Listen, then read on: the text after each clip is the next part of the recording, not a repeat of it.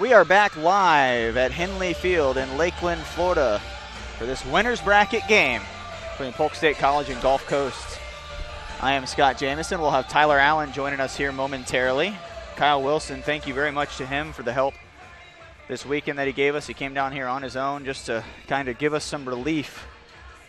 And Tyler, we were actually able to get some relief last night a little bit. It wasn't ideal just because it's forced Chipola now to have to play 2 games in one day, which stinks for them in terms of the fact that the last game, quite possibly the best game of the tournament, 10-9, Santa Fe won on a walk-off home run by Hugo Valdez. And he hit a home run in the 7th, and then he hit a home run in the 9th, and they were both no-doubters. It was over the facility out there, the green facility with the NCAA champions on it. And but it was kind of nice to get to go back home last night, and despite the fact that we, probably would have liked to have gotten that game, and we were able to get some sleep and got a little pep in our step today. Yeah, that was something that, like you said, it wasn't ideal for the tournament-wise, based off of how many games are still left, and there's still several chances of rain throughout the rest of the week. But the ground crew and the facility here has put all this on. Including us and the scorekeepers and everything, we've all got to go home and get some rest last night, and that was kind of much needed from the 2 days before, where we've been here till midnight and 2 o'clock in the morning getting these other games in. So we were here 18 hours on Monday and 15 or 16 hours on Sunday, so it was right. And for Wally Minto and Bing Tias and Rick and all the scorekeepers and everybody that has to be here, Mike Matulia, they've got to all be here for the duration. And it's just exhausting being out and it's humid, and so it was a nice respite last night. Polk State College, Bermudez, number 14 on the hill, the left-hander for the Eagles. Well, you got to get the leading off for Gulf Coast State, center fielder, the jitters out of the way early in these games, these winners bracket games. You saw it from Santa Fe. Santa Fe starter David Lee couldn't get out of the first inning last night, and they walked in a couple runs in the first inning. They were able to bounce back with a home run from Matt Allen and eventually go on to win the game. But you can see it, even the number 1 and number 2 starters at times have some control issues. Chipola was put at a disadvantage because their best pitcher, Landon Faulkner, had to sit out. Coach Jeff Johnson making the call. They didn't want to roll him back out there after about 15-20, plus all the warm-up pitches and the bullpen. That's a break-in pitch inside. yeah, last night I think the advantage not only to us but was also to Santa Fe with them calling that game, because Santa Fe was really struggling from pitching side, trying to get things going. There's a base. Oh, no, that one gets by the outfielder. Looked like it was going to be a hit. I did not expect it, though, to end up turning into a triple, and we're going to see what the call is. I would imagine it's going to be a triple. And it will be a triple. The official score gives the thumbs up. He never touched it, so it's got to be a hit. And a leadoff triple for Gulf Coast State College, the hometown Polk Eagles. Number 4, Wesley Roberson.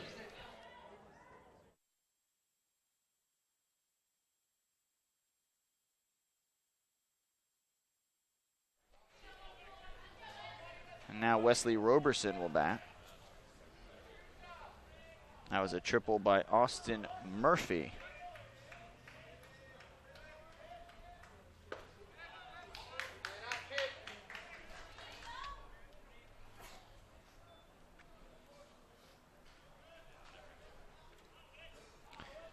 We only have one camera for you today just because the weather is supposed to roll in, although it doesn't look like it, so we're hoping to get that center field camera back up at some point. We know it adds to being able to see where the pitches are, and it gives a different vantage point instead of looking at the same thing every time, although Sarah's done a really, really good job catching all these plays. And some of them, I mean, she has to have reflexes like the third baseman does at times when those balls are hot shots down to third. Thank you, Tyler.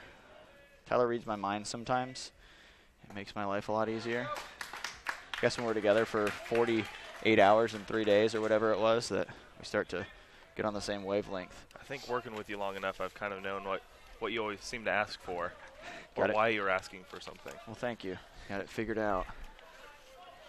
So a 1-2 pitch to Roberson. Roberson, the shortstop for Gulf Coast.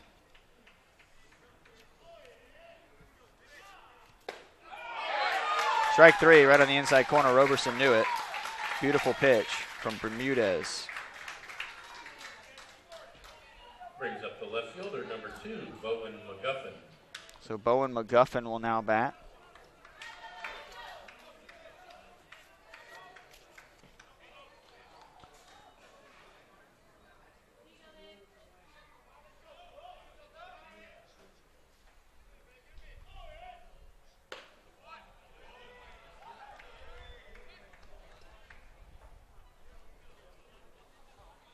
McGuffin 1-0 count. That runner on third, they'd love to get that runner home. Coach Candler knows how important these runs can be early in the game. Pitch up now 2-0.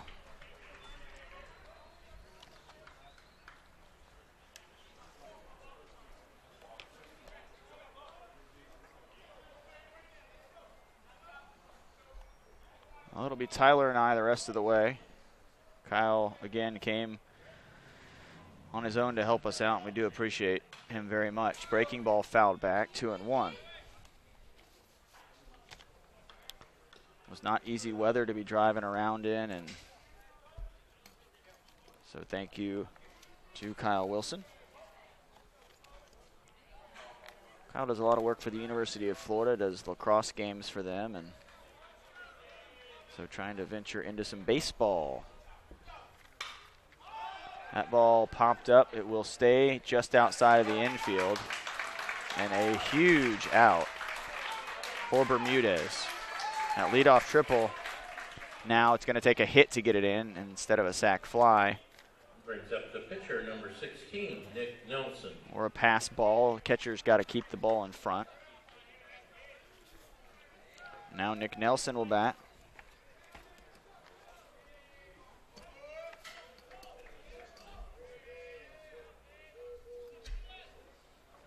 Nelson, the right-hander, stands in.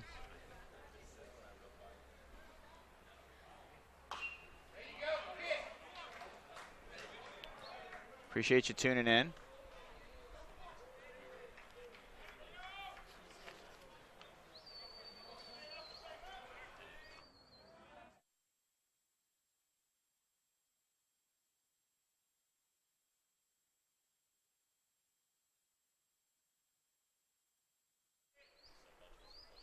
Nelson today, the designated hitter. Now 0-2. Jordan Tilsky will be on. No, excuse. Let's see. Hold on.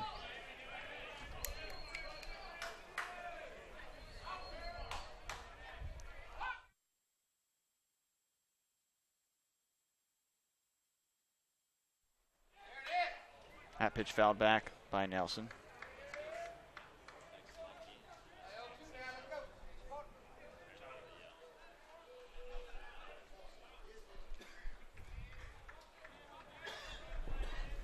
Nelson is the pitcher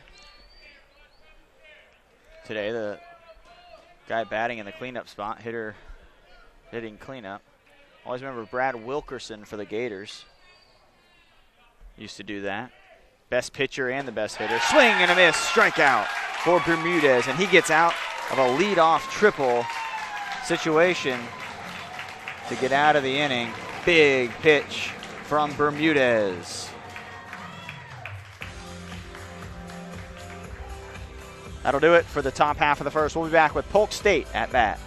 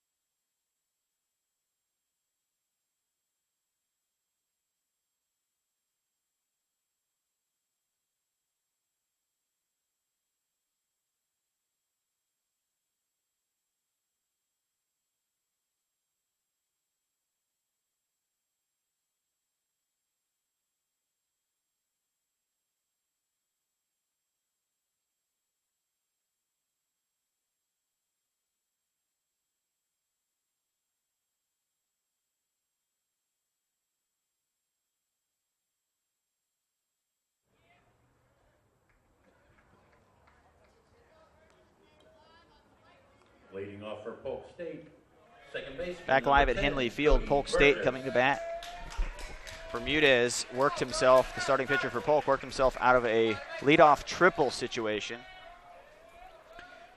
And the second baseman, number 10, Cody Burgess, will bat.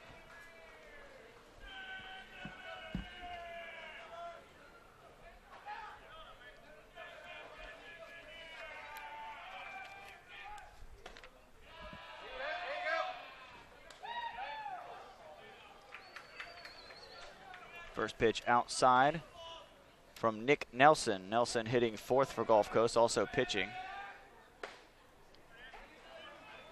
According to some people we've talked to, their most talented pitcher. 4.16 ERA, 9-4 record, 14 starts led the team. 96 strikeouts in 84 and a third innings. So yeah, that's pretty good.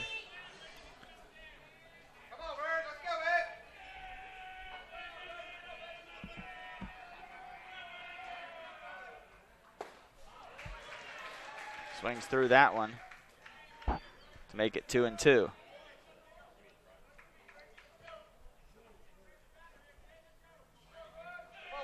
Two-two pitch coming to Cody Burgess. Breaking pitch inside. Full count.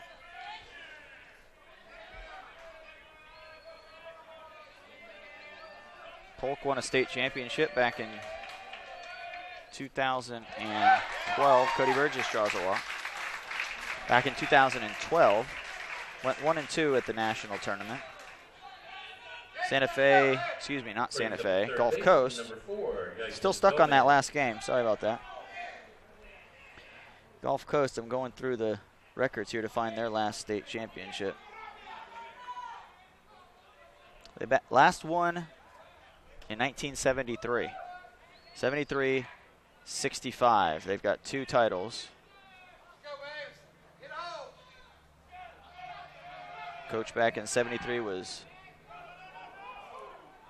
Bill Frazier. Cody Burgess hit on the hand. Was that a throw over? I was looking down on my sheet. Yeah, they were throwing over to first, and looks like it hit him. Ouch.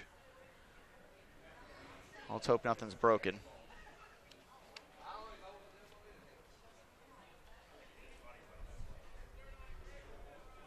I'm going to knock on wood before I say this, but we've avoided any serious injuries to players during this tournament. I don't know why I'm saying this out loud right now. You might have taken the blunt of it. Yeah, I think so. Trying to go find that home run ball from Hugo Valdez. Ran into a wasp's nest out there. Got my adrenaline going, got me jumping around. They got me a couple times, but I was the winner in the end because I think they died, and a couple wasp things not going to get me down, Tyler. I'm glad we can still keep you here. I didn't rub it. There you go. Yeah, you didn't. No, you didn't I kept my, you don't want to, when you get hit by the ball or hit by a wasp, don't want to rub it. Just shake it off. I think I did let out a little scream, though. Did you hear that? Or did you? I thought I heard a little girl that was back there. But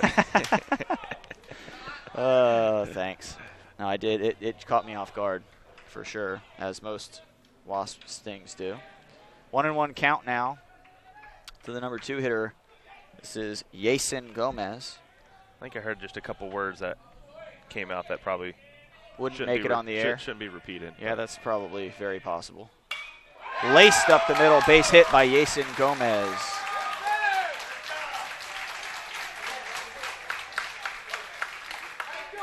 And Zach Dewart will now bat with a pair of runners on.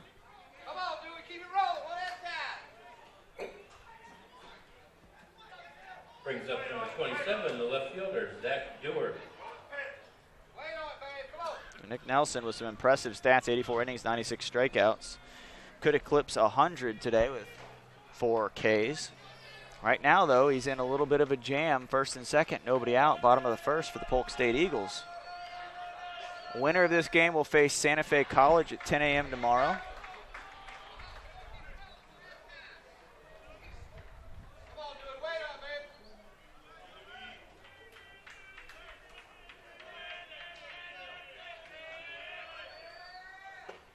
Pitch in there for a strike, 1-1.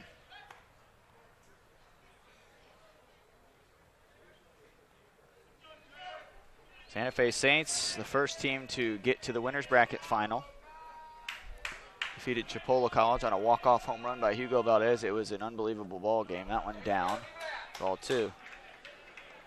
In the 7th inning, they threw him a fastball, and he hit it over the batting practice facility out there in right. And then in the 9th, with nobody on and 1 out, they chose to throw him another fastball, which may be the last fastball he sees this tournament. That one on the inside corner for a strike, and he hit that one over the locker room / coaches facility out there that Florida Southern College uses. The Moccasins, 9-time Division II national champions. We were trying to find that ball for the young man that hit it, Hugo Valdez, and the Wasps did not want me to find it. But I think he's okay with not having it. He hit it. It's on video, so he can prove it to his kids later in life that he did it.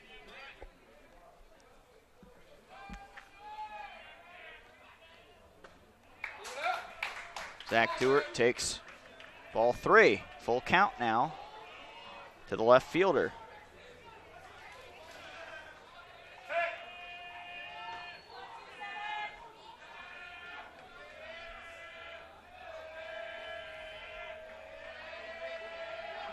Nick Nelson readies the full count pitch. That one hit out into right field. That's a great piece of hitting by Zach Dewart. 1 run will come around to score. Dewart will go back into first, and a runner will advance to third. Dewart with a beautiful hit to right field. Just went down and got that pitch. That was a good pitch by Nelson. It really was. I mean, if you're Nick Nelson, you executed the pitch that you wanted on 3 and 2. It was low and away, had movement tailing, and Dewart just threw the head of the bat at it, poked it out into right field. And that's what good hitters do. That's why he's hitting in the 3-hole for Coach Al Corbeil. And in case you missed the Santa Fe game while they have the mound meeting, we'll show you. This was the walk-off from Hugo Valdez that ended the game. And you can see him hit it, and he knows it's out. And then you can see it land. Well, maybe it still hasn't come down. Okay, it landed over the NCAA sign out there. Well, I'm telling you, we were looking in the right place, Tyler. Looking at that replay, it looks like it might be on the roof. Because it looked like it kind of bounced and then bounced sideways. So it may be that's a stuck pretty up flat there, roof. huh? It might be on the roof. Could be. He got stung for nothing. Well, we could have found the other one. The other one that he hit in the 7th. Who knows about that one, too. Oh, well, like I said, I just thought it'd be nice for the player to have it. And if somebody hits a walk-off in this one, we'll go try to find that one, too. Maybe we'll have more luck. That one was coming right back towards Tyler, 0-1. I was ready for it. Luckily the fence was there, though. Thankfully, they installed a fence here. It'd be interesting with no fence. Everybody would have to wear catcher's gear that sat in the stands.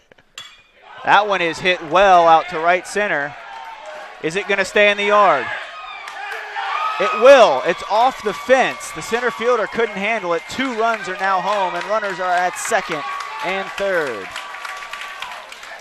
So one of the deepest parts of the ballpark for Bierman. Zach Bierman, Zach with back-to-back hits. And just like that, the Polk State Eagles lead 2-0. And that would make for an interesting storyline if Polk were to hang on and win this one. Santa Fe's coach, Johnny Wiggs, coached at Polk for 9 years before coming to Santa Fe. Coach Al Corbeil's taken over and done a tremendous job with the Polk program.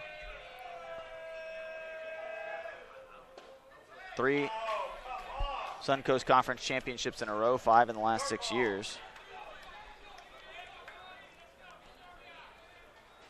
Bierman just missed a 3-run homer.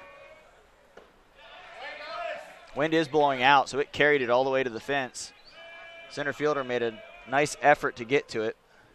And if that was hit just about anywhere else, that would have been gone. Yeah, Valdez hit one there last game, too. Could have had 3 home runs. He hit it to that gate that's out there. That one's squibbed to second.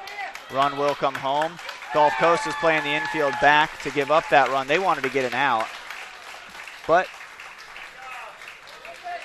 Cullum's job was to hit the ball to the right side of the field.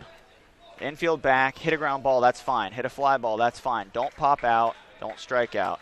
hit one to the right side someplace and get that run home. He did his job. That's what wins games in baseball. Executing, laying down bunts, hitting the ball to the right side of the infield with a runner on third and less than 2 outs, and just doing the little things that add up in the end to those extra runs. And now they'd like to do the same thing because Gulf Coast's going to give them another run if they hit a ground ball. So right now, working. Or even a deep fly ball out to outfield. Either way. Thought about a safety squeeze. 2-0. Well, Joe Strzelecki is on deck.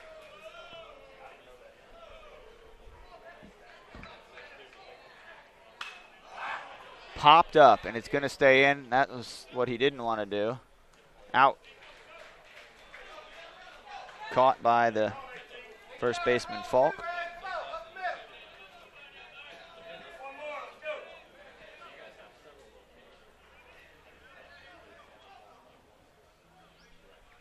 On 3 runs home so far for Polk, 2 outs, a runner at third. Base hit would give him another one. Joe Strzelecki at the plate. Strzelecki, the leading hitter for Polk at .351, a home run, 20 RBI. Bierman, the player that almost hit the home run, has 10. Popped up. Roberson calling everybody off. He'll take it right behind the shortstop position for the third out. But Polk strikes early. It's a quasi-home game for them. Close to Winter. How far from Winter Haven? 30 minutes. They're about 30 minutes from their home, from their campus. Polk leads early, 3-0. We'll be back.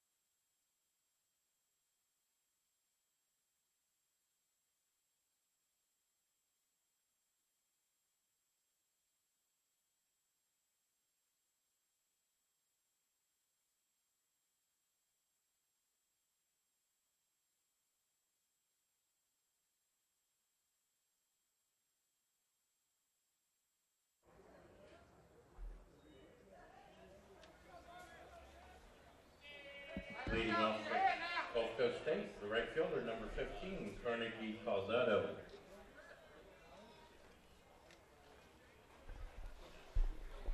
Well, voted on by Tyler and I and Sarah as the second best name so far in the tournament. Carnegie Calzado. Well, that's what I said. Maybe they don't agree. Handsome Monica probably wins the title, the catcher from Northwest Florida who's been eliminated.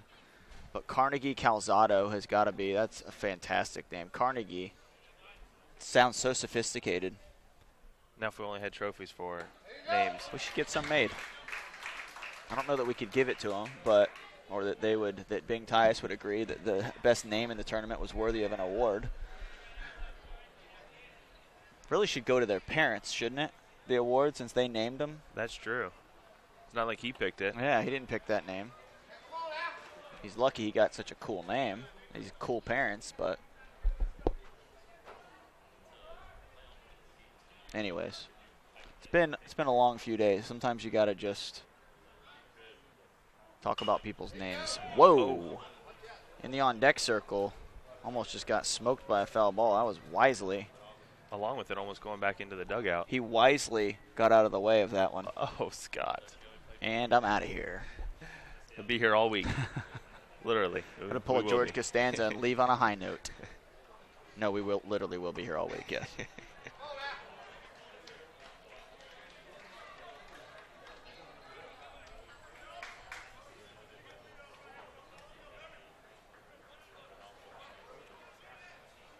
Three-two, full count.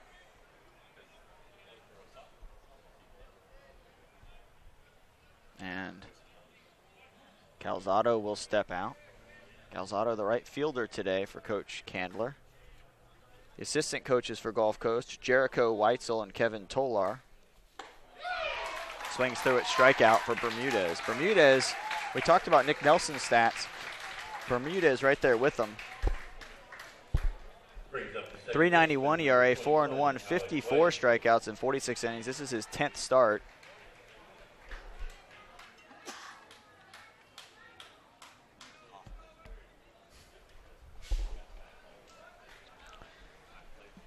Bermudez with another strikeout.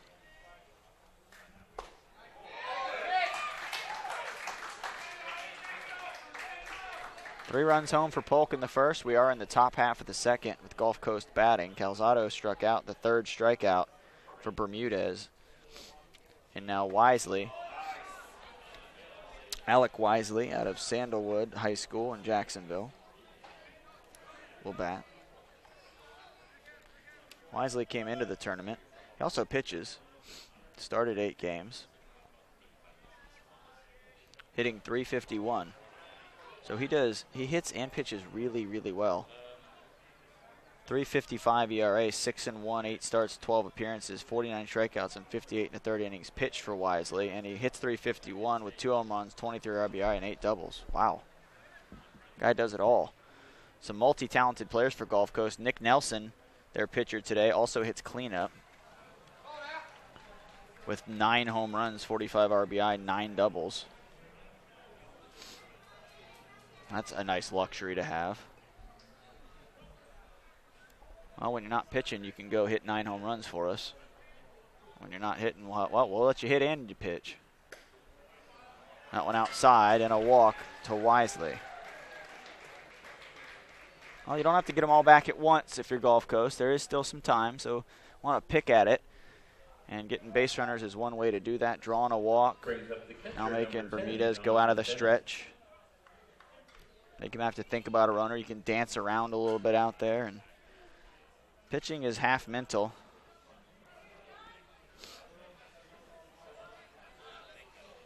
Didn't Yogi Berra say something about baseball 100% half mental, something crazy? He said a lot of crazy things, but he had one good quote about that. I'll have to try to find it. We have time, so.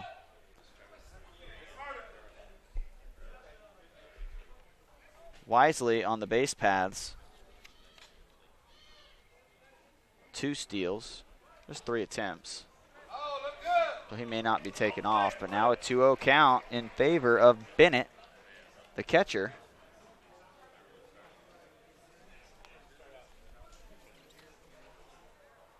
This is Jonathan Bennett. Second baseman will go in Burgess and have a talk. Here you go, Scott, from Yogi Berra. Baseball is 90% mental. The other half is physical. There you go. 90% mental and the other half is physical. Well, I knew it was something like that. You're close. Not necessarily pitching, but pitching is really the one that has the most ability to mentally mess with you, because a pitcher is involved in every single play that happens because he initiates the play. As we saw with Troy Bacon in the Santa Fe game, Bacon gave up 2 earned runs the whole season in 38 1/3 innings. Let that sink in. Only 16 hits. And he got bounced around by Chipola. He walked 3, hit 2 batters, gave up a couple hits, and you could tell that they were in his head. He also walked in runs and walked in a run, players, hit a batter to walk in a run. The Saints walked in 5 of Chipola's 9 runs and still held on to win. They walked or hit 13 Chipola batters. Chipola had 28 base runners in that game. I mean, it was, if you give those stats and you don't give the final score, you say, oh, well, Chipola blew out Santa Fe, run ruled them, ran them off the field. But Chipola left the bases loaded 3 times. So a lot of opportunities missed for the Indians. They are not out by the way. They'll play again at 3 o'clock against St. John's River State College. St. John's River stayed alive with a win over Northwest Florida yesterday to knock them out of the tournament. Of course, as we're talking about all those walks for Bacon, is that if he's throwing all those balls, then there's no way Chipola can even hit them to drive in those runs. So yeah, so again, I mean, that's not a slight to Chipola at all. You take what they're giving you, and you be patient, and you take walks. Chipola was absolutely doing the right thing. As soon as you start swinging at balls out of the strike zone, then you're hurting your team.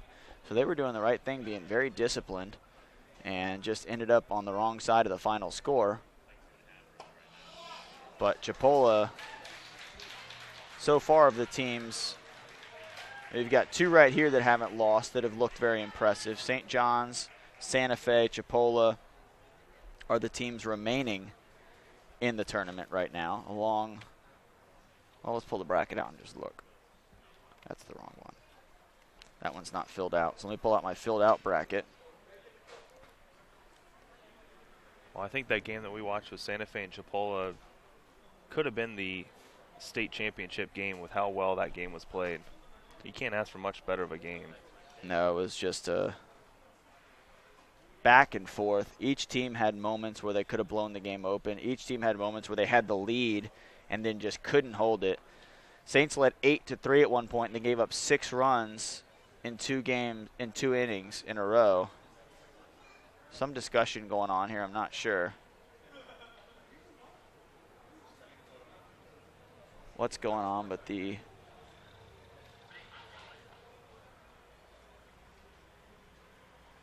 don't know what Coach Candler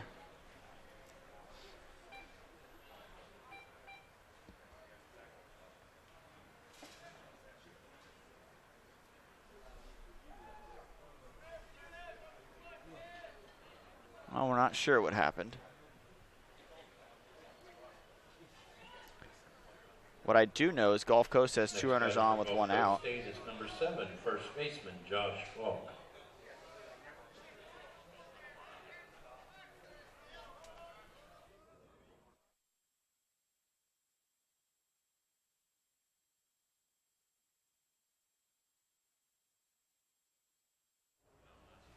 Back-to-back walks to start the inning. And now the first baseman, number 7, Josh Falk, will bat for Gulf Coast. It's been a fun tournament to watch. The weather hasn't been fun. That's been tough to deal with for the players and the coaches and the grounds crew who have just done an amazing job. If you could have seen, and some of you probably did, how much rain fell at Henley Field over the last 2 days. The fact that there are teams playing on the field right now is really a testament to the crew here who have done such a good job at getting this into a playable surface. Also having a professional type of ballpark here and the grass out there, the drainage system, and taking care of it. A lot of work goes into that, and you don't think about it. You just say, let's just go out and play. Well, there's a reason the grass is green and perfectly manicured and there's no weeds, and the clay, there's not a spot of clay. Everything's level. The mound is perfect height and level. The landing spot is perfectly packed. A lot of time and effort goes into that. And Tyler, we've been here so long, we've actually watched that process go on now 12 or 13 times, and then rush the tarp out there. And Sarah Shira, one of the tarp crew, unofficially a part of the tarp crew, was here at 6:15 this morning rolling the tarp off. So just a big thank you to the Polk softball players and the grounds crew. Yeah, Sarah beat us here today. By a lot, beat us here today. I was still sleeping then. Yes, so was I. But even Harry Tholen and Bing Tyus and Rick Hitt and all of them have been out there. There's Wally Minto right there. There's the clap it up for Wally. I'm telling you, Wally's the man. Wally keeps this ship afloat here at Henley with Bing Tyus, athletic director at Polk, and Wally, the, I guess, assistant athletic director, associate athletic director at Polk State. Probably be the athletic director there somewhere in the near future. Always calm too. Swing and a miss. Well, he's calm when he needs to be. That's all that matters. He gives off a calmness when things are hitting the fan. Swing and a miss Third by baseman, Polk. number 3, Jordan Tilsky. Yeah, I haven't seen Wally fired up yet for any, or losing it with all the people asking him questions about what was going on yesterday. He probably wanted to wring our necks. We asked him when the games.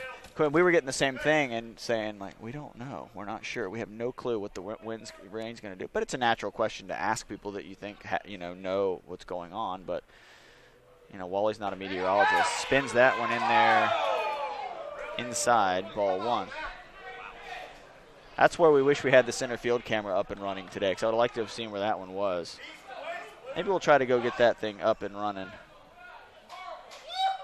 What do you think, Tyler? Is it worth it, or is that rain supposed to roll in? It was supposed to come in around 5 o'clock. Let's see. It keeps shifting, though. It was earlier, and now it's later. And well, it jumped up to 80% chance of rain today, and then now it's gone back down.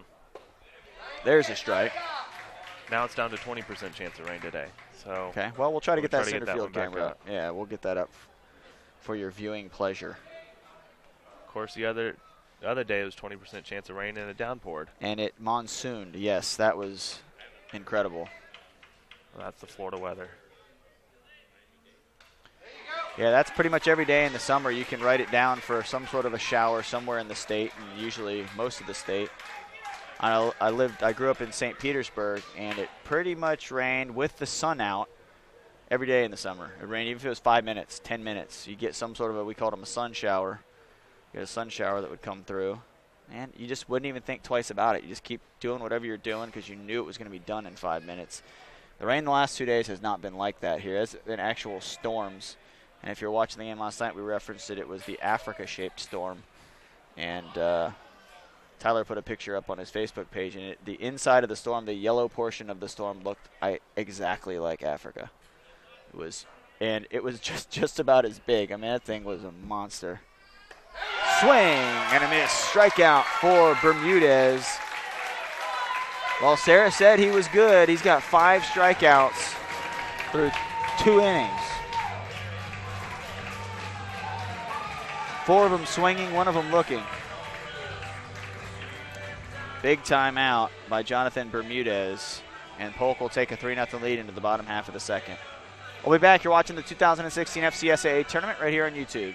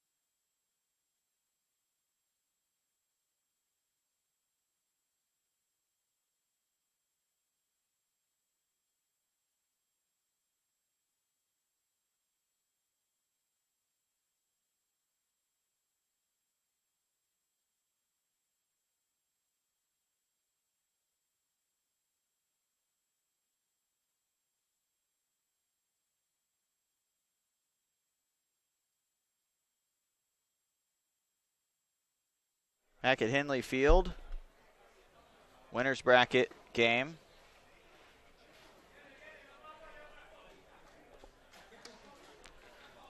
Tyler's digging for some Red Bull. We're expecting a long day. I think he found it. It's like digging for treasure through all the ice in that cooler. He got it. Brandon Galley will lead off for Polk, who scored 3 in the first. Nick Nelson on the hill for Gulf Coast. Well, Jonathan Bermudez has struck out 5 batters through 2 innings.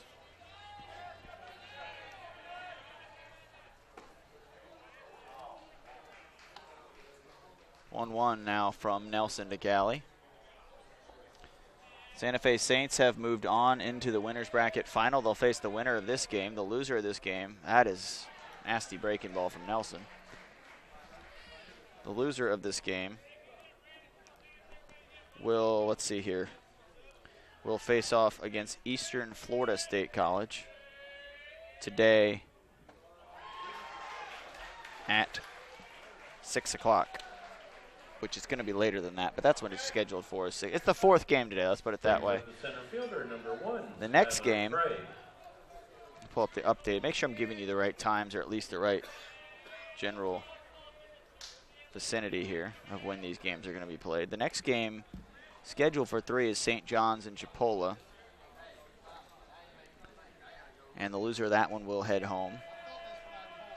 Eastern Florida will play the loser of this one at probably closer to 6:37. Hopefully the rain holds off. Hopefully we can go get that center field camera out there and run that for the rest of the day. Appreciate you tuning in. Make sure you subscribe to the YouTube channel. When there are time updates, you can hit the set reminder button before the game is live. You'll see it on everyone. If you go to the playlist, that's the best spot to go. You'll be able to find breaking ball, hit him. And the umpire is going to call him back.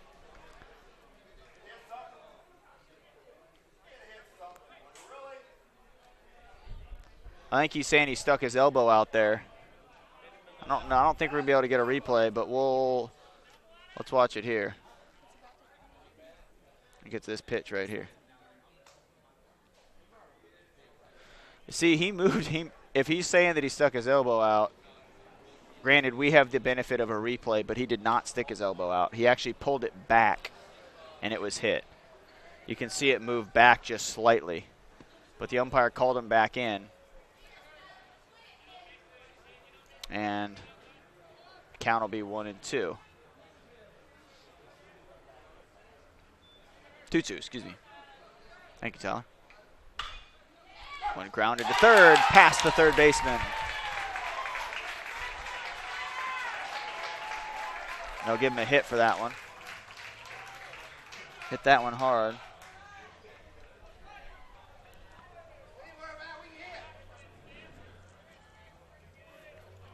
So Brandon Galley with the base knock, the shortstop. Number 10, Cody Burgess. Oh, that was Frey, excuse me.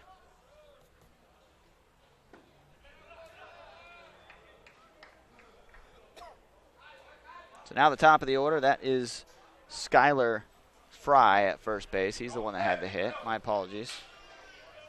Now Cody Burgess, who walked and scored in the first, will bat. Down, ball 2. Jason Gomez, who also singled, waiting on deck. Followed by Zach Dewart and Zach Bierman.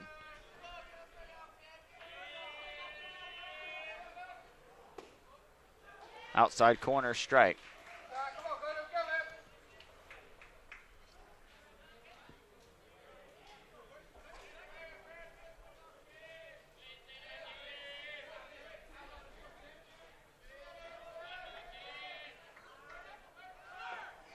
Ball in the dirt, the throw down to second. He did not get a good jump, but the ball was in the dirt and the catcher never really got a good handle on it. If he could have had anything on that throw, he would have been thrown out. But he gets the stolen base and now is in scoring position for Cody Burgess.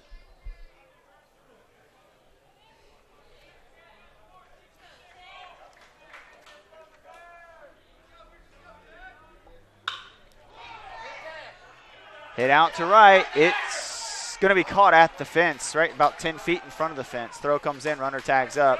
Burgess just missed one. Runner will move up a base, and now a pass ball or ball that gets away from the catcher could score a run. Next batter for the Eagles, Jason Gomez, the third baseman, will bat. Jason Gomez.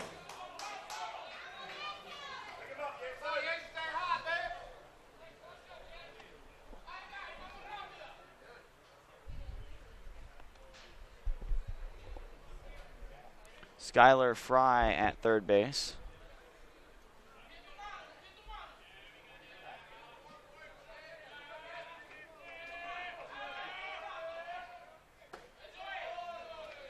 Pitch up and in, ball 1.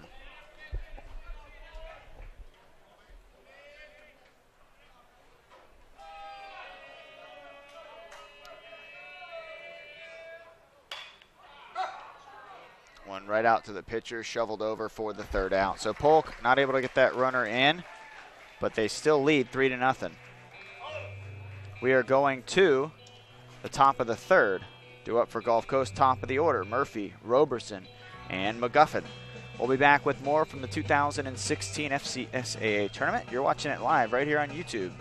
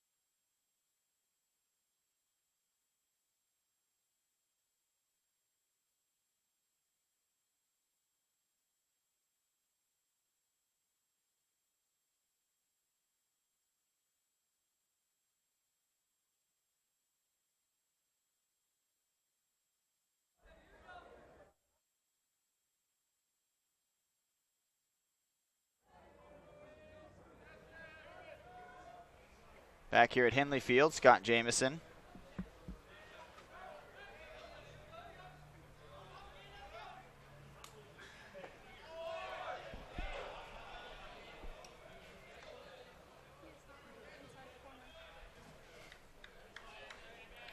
Now those inside corner pitches have to be really on the inside corner to be a strike. Seems like the outside corner gets a lot more leeway from a lot of these umpires. That one hit out, should be playable for the right fielder. Right fielder settles underneath that one. Joe Strzelecki makes the catch, and there is one away. Well, Murphy tripled in the first inning, but teammates couldn't get him home. He flies out there to right, and now Wes Roberson will bat. He's struck out looking.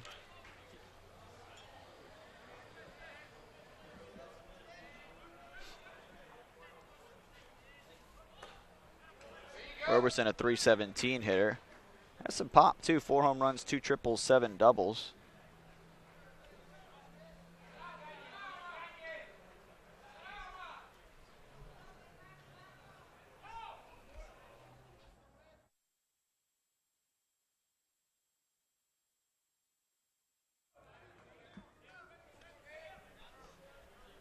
Roberson with a 1-1 count.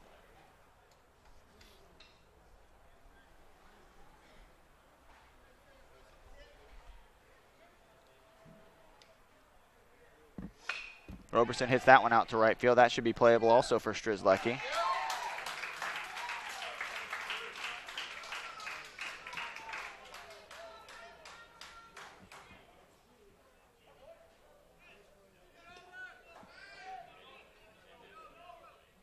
Brings up the left fielder, number 2, Bowen McGuffin.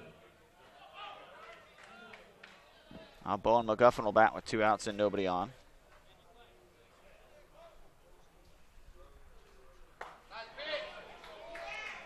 One hit for Gulf Coast was the leadoff man. Since then, they've reached on a couple walks. That's it. 5 strikeouts so far for Bermudez. That one outside.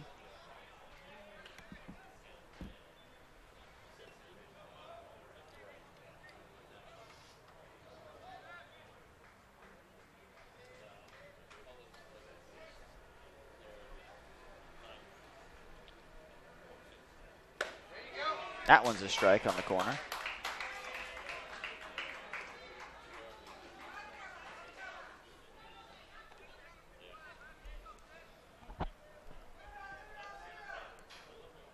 One, two. 2 outs, nobody on. Swing and a miss. He's going to have to finish the play. The ball was down in the dirt. He flips it to first base. The first baseman, Zach Bierman, steps on the bag, and another strikeout. Make that 6 now through 3 innings for Jonathan Bermudez. He is cruising right now for Polk State. And the Eagles will have Zach Dewart, Zach Bierman, and number 32, Isaiah Cullum, coming to bat when we return right here on the FCSAA Sports YouTube channel.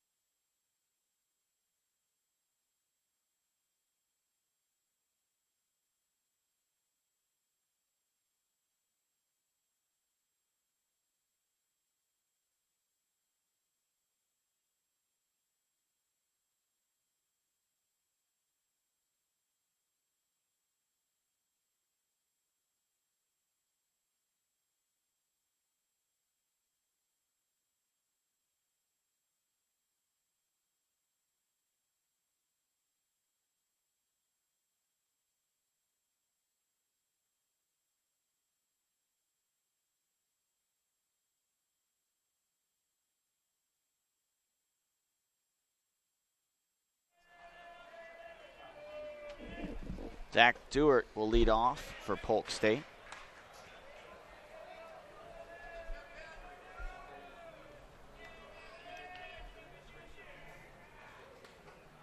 Dewart reached in the first and scored on the double by Zach Bierman, who waits in the on-deck circle. Off the glove, up the middle, and a base hit.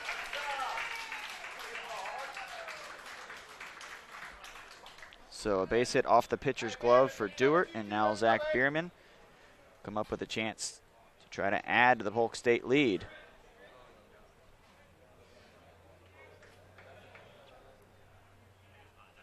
Again, thank you for tuning in. Brings up the first baseman, number 33, Zach Bierman. I'd like to suggest that you subscribe to the YouTube channel here. We will be updating the game times to as close as at least we can guess. Come on, 3-3, no better, man. And what that means is you can go click the set reminder button and it will email you if the game time changes. Popped up by Bierman, out of play. So if the game's going to be 2 hours late because of rain or an extra inning game or something, you won't be sitting around waiting for it, and you'll know when it's going to start, or at least in the vicinity of when it's going to start. Hit foul. Bierman down to the count, 0-2.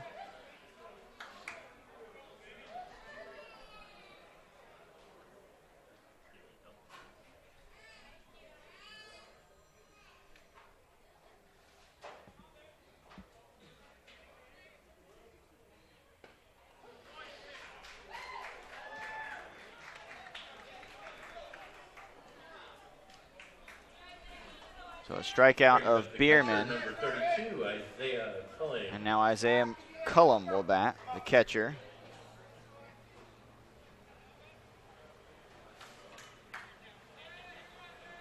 One out. Zach Dewart still at first. He singled up the middle. Cullum with a big hack, strike one. Come on, you late. Let's go. Hold the pitch.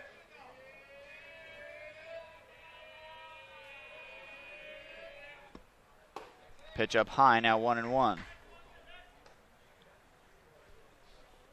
The 1-1 count now to Isaiah Cullum Polk State already leads 3-0. They scored 3 in the first. And Jonathan Bermudez, the way he's pitching, that may be all he needs. He went around, Cullum did, now 1-2. Bermudez has just been carving up Gulf Coast since the leadoff man hit a triple. He was able to strand him at third and struck out 6 in the first 3 innings.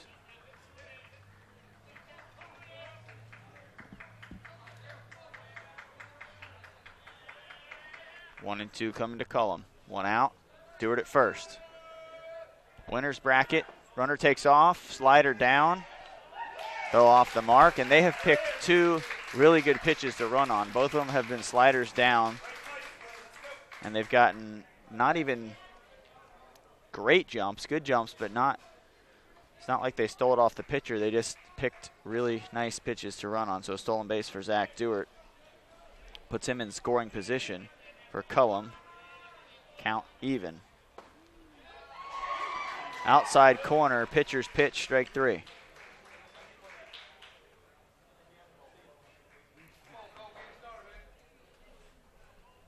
Brings up the designated hitter, number 17, Cole Warkin.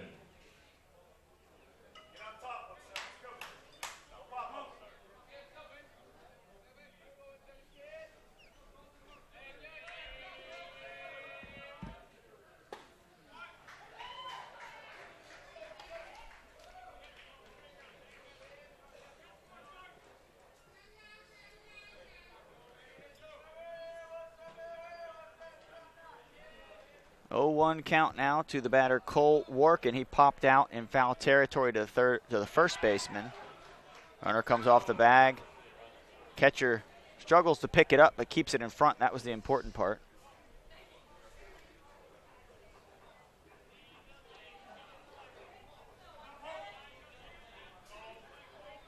Come on, Cole. Need you right here, baby. Let's go. Don't let the umpire beat you. Come on now.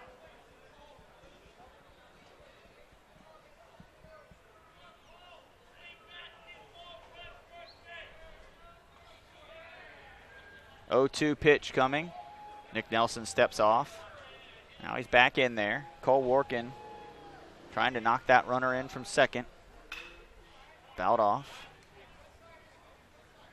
Get under, baby. Let's go.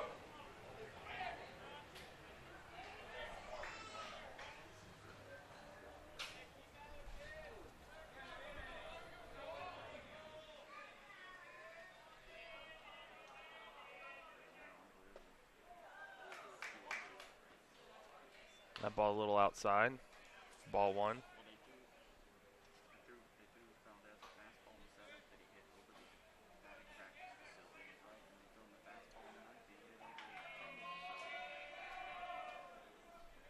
Warkin's got the 1-2 count coming. Runner's going to third. He's going to make it to third standing up. Let's go, Cole. There he is, man. Walk through the infield right here, baby. Let's go.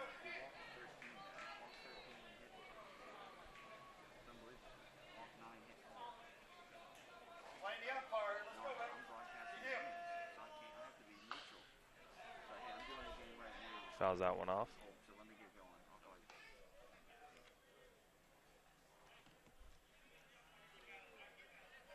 Thanks, Tyler, for covering that. My dad called. My dad or mom calls or my wife. Gotta answer it. So thank you. Sorry about that to everyone out there. Blame my dad. He was an umpire, so he's been blamed enough in his life for the tour. It doesn't bother him anymore. 3-2 now to Cole Warkin, who's worked a nice at bat. The runner moved up to third. They've picked every good pitch to run on. Ball was down in the dirt. Breaking pitch low. Hey,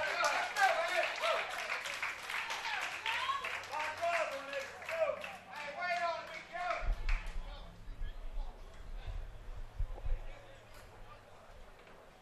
Brings up the right fielder, number 18, Joe Strzelecki. And now Strzelecki will bat with a couple runners on at the corners and 2 outs.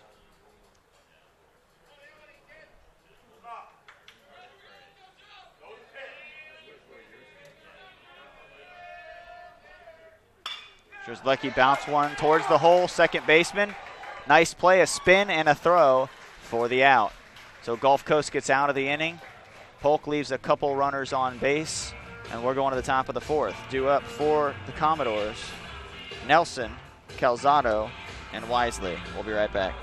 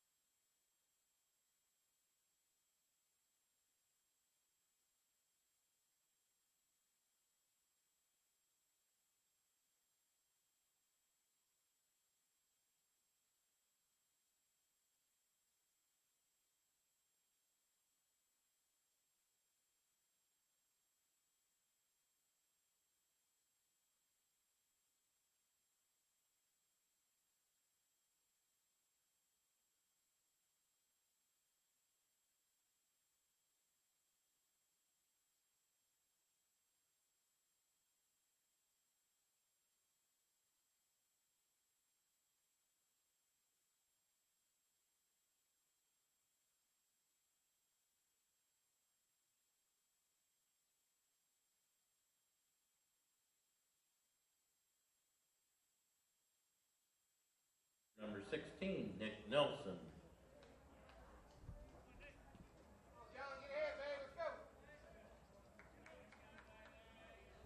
The pitcher, Nick Nelson, to start things off for Gulf Coast. They trail 3-0. Every run for Polk was scored in the bottom of the first.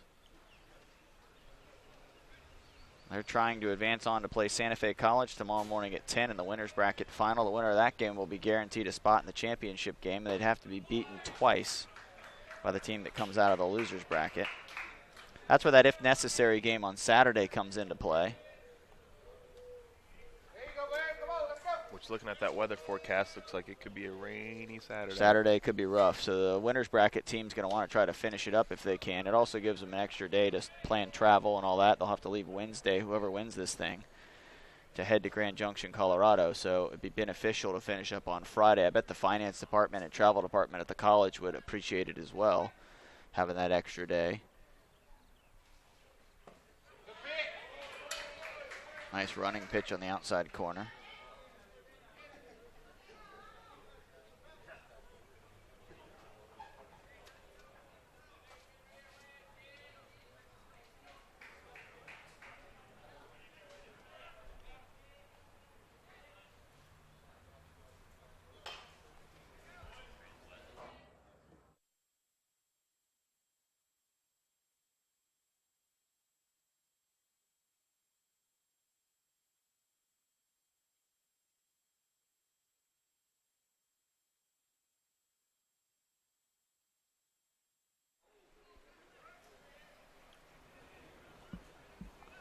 One-two pitch to Nelson, fouled back out of play towards the street.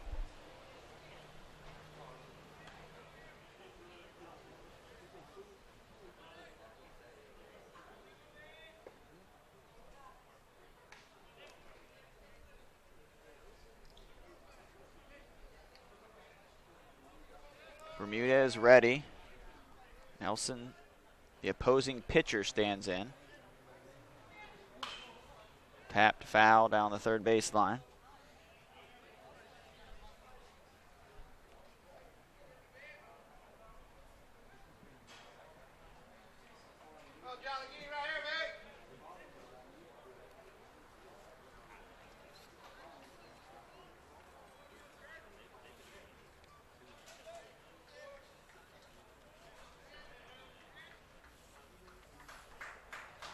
Comes a 1-2 pitch from Jonathan Bermudez to Nick Nelson.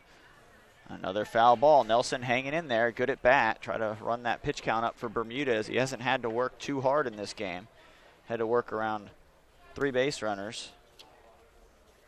Triple in the first by Murphy, and then 2 walks in the second to Wisely and Bennett. But he struck out all 3 batters in that second inning, so nothing was doing. He's got 6 make it 7 strikeouts now. And Nelson is struck out swinging twice.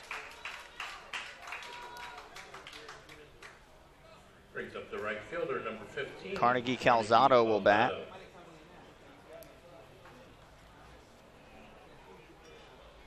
Winner of the fictitious silver medal in the all-tournament name team that doesn't exist, but Tyler and I like to think does. That Scott was the only one who I'm the only was one that keeping voted. track of. The one and only voter. But unanimously, we kind of all agreed that Handsome Monica was. Yeah, Handsome Monica is just fantastic. And Carnegie Calzado, a close second. Come on now, let's go. Fill it up. Swing, let's go.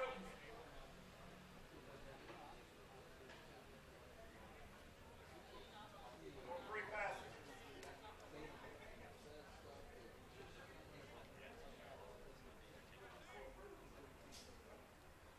There you go. That pitch tipped for a foul and a strike. 2-1 to Calzado.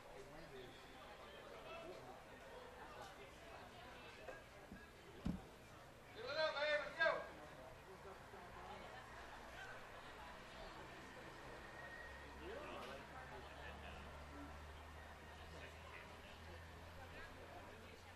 Two 2-1 pitch from Bermudez.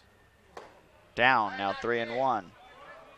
Well, Gulf Coast, the way that Bermudez has been pitching, a walk would be a welcome development. Have just one hit, they've drawn 2 walks. A third walk would be all right. Just want to get somebody on base, make Bermudez have to sweat a little bit. But a 3-1 pitch has popped up. Right fielder for Polk, Strzelecki underneath it. He makes the catch. The outs have been Second baseman, number 21, Alec Wisely. 4 flyouts, 3 of them to right field. Well, 3 flyouts, 1 pop out to shortstop, and then 7 strikeouts. So no ground ball out yet for Polk.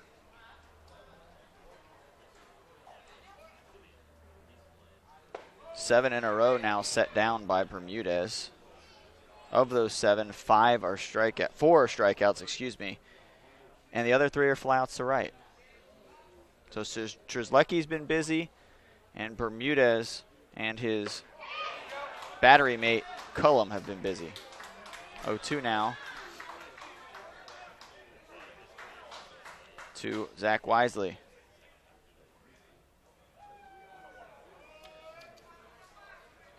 Alec Wisely, excuse me. Alec Wisely. Pitch high to Wisely.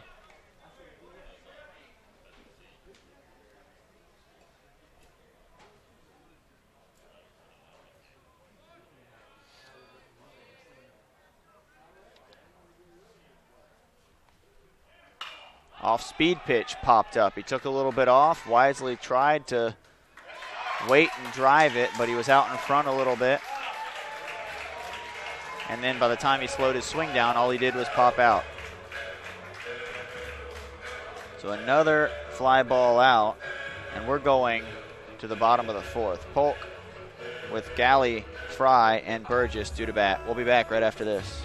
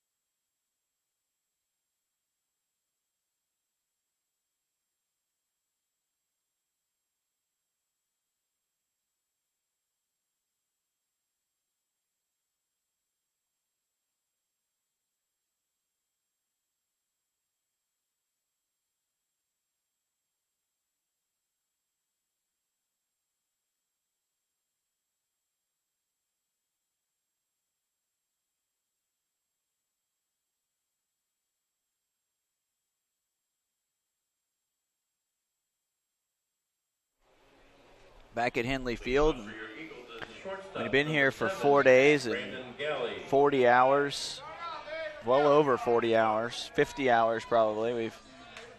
You start talking about Gatorade flavors and all sorts of different things. Sarah and I just having a discussion about all things Gatorade. Drinking a blue cherry, it's really good.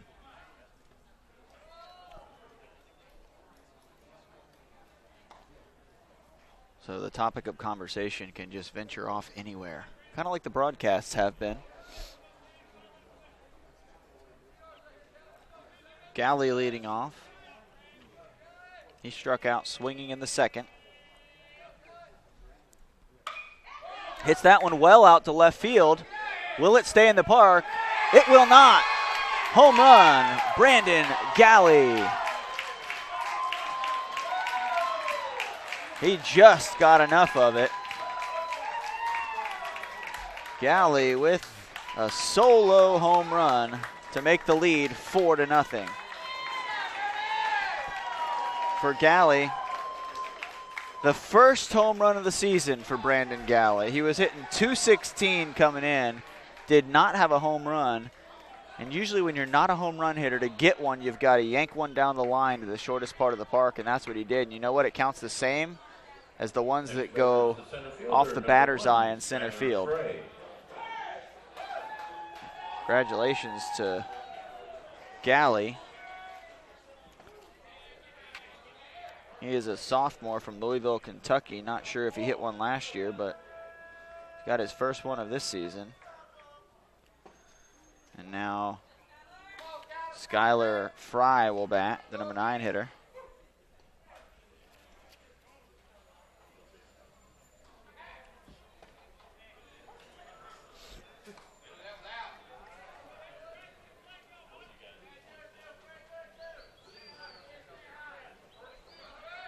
Cody Burgess waiting on deck. Skylar Fry, what a stop over there at first base by Polk. He stops it, steps on the bag, takes away extra bases from Fry, and now Cody Burgess will bat. 4-0 lead for Polk.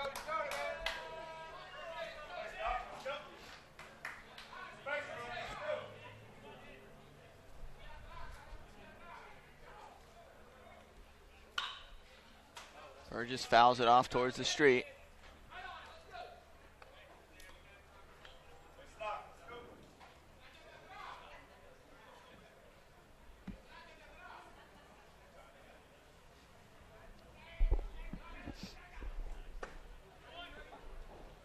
Strike 2 on the outside corner to Burgess.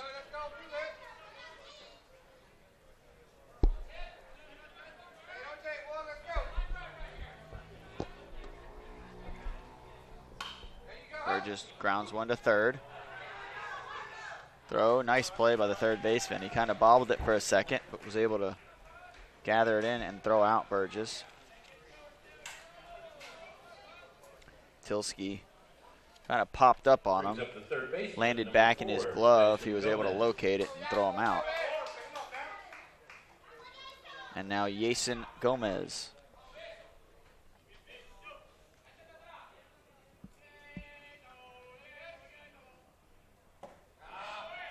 Swing and a miss by Gomez.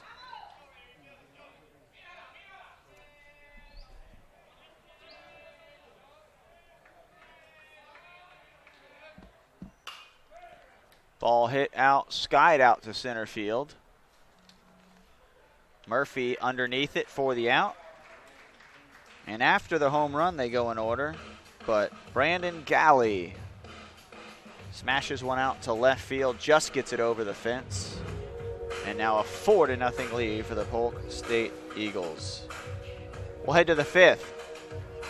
Gulf Coast with Bennett, Falk, and Tilsky set to bat. You're watching the FCSA tournament right here on YouTube.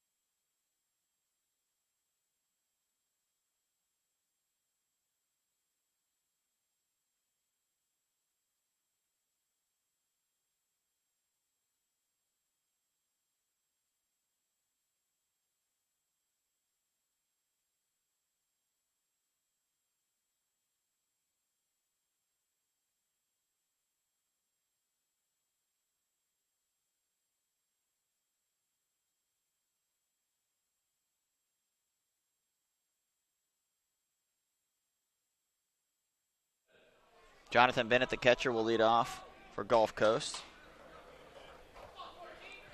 Gulf Coast trying to get something going against Jonathan Bermudez. It has been tough sledding for the Commodores.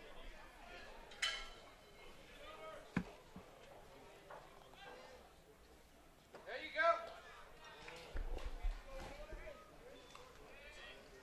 go. Polk out hitting the Commodores 6-1. The lone hit for Gulf Coast was the first batter of the game. One flared out to left, and there's another hit. Second hit of the game for the Commodores, and a leadoff single for Jonathan Bennett, the number 7 hitter. He's been on base twice. He walked in the second inning and now has a hit to add. Brings up the first baseman, number 7, Josh Falk. And now Josh Falk, the first baseman, will bat.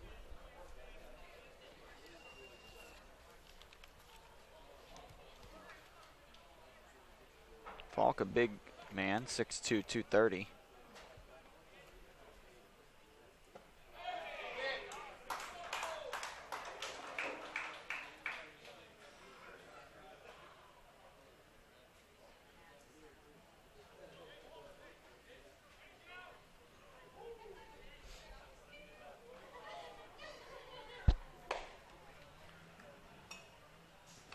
That one misses, 1-1. So a 4-0 lead for Polk. Gulf Coast trying to chip away at it. They've got the leadoff runner on here for the second time. Stranded him at third in the first inning. Falk could be playable and will be for the first baseman. Bennett will have to go back to the bag. And they got the first out. That'll bring Jordan Tilsky, third baseman, to the bat. He struck out swinging in the second.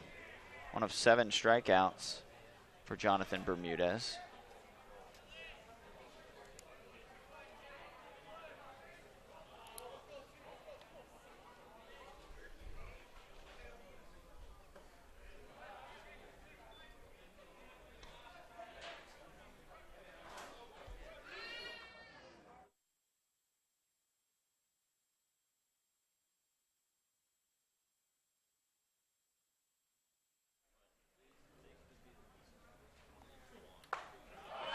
Well, you can follow the FCSAA sports,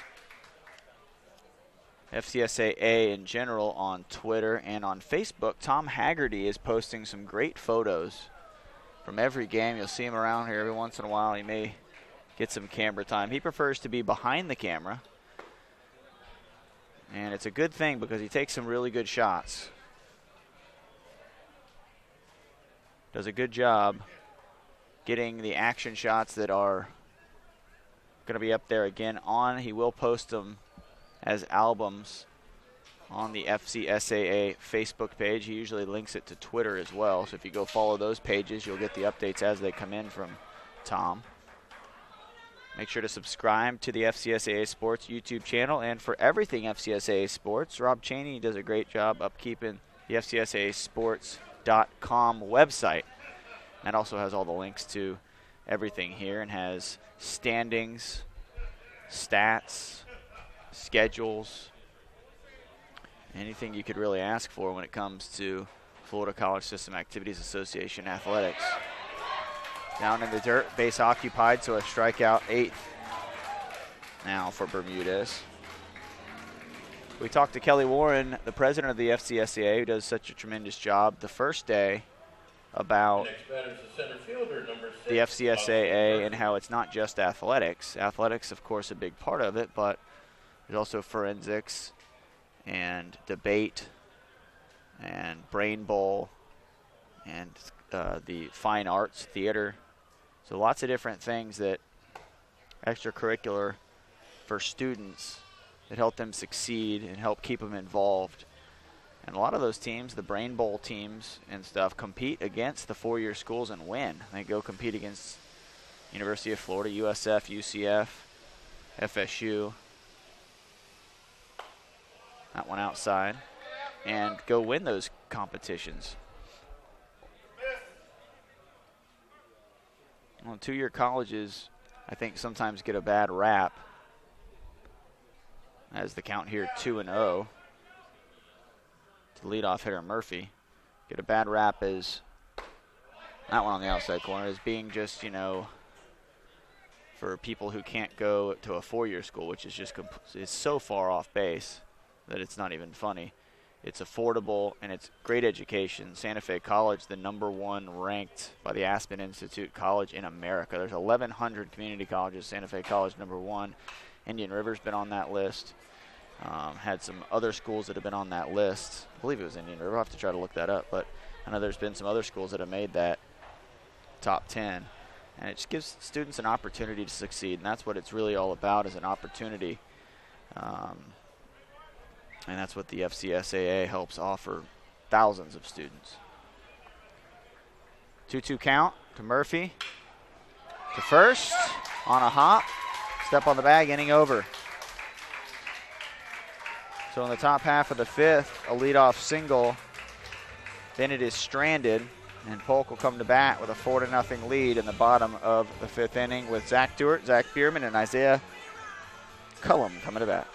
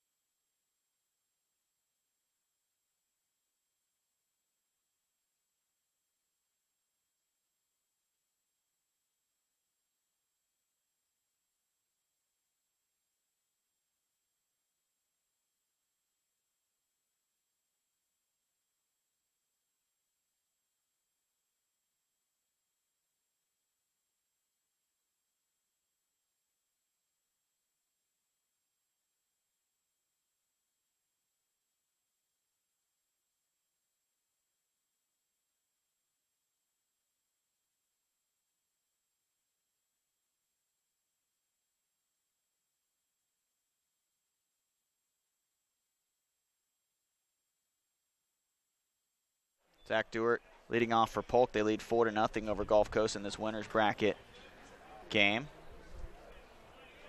Second game for both teams.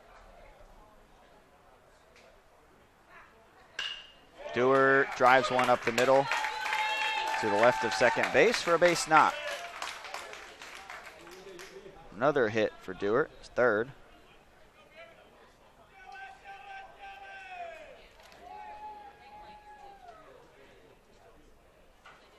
Brings up number 33, first baseman Zach Bierman. 3 for 3 for Stewart. Scored a run, stole 2 bases. That's quite a game. Throw over.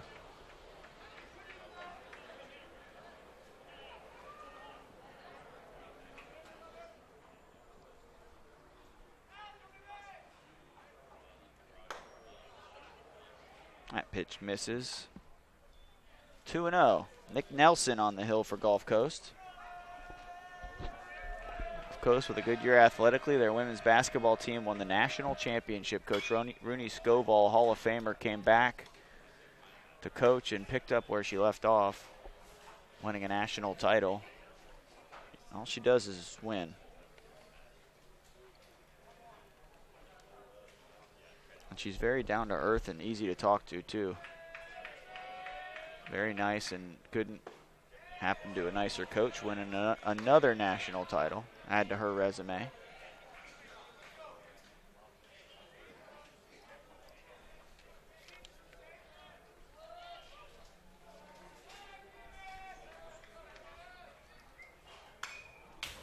Fouled back.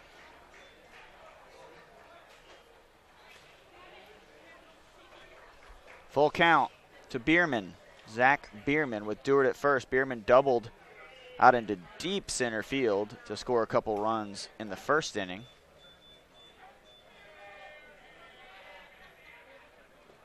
That's down. Runner goes. Dewart.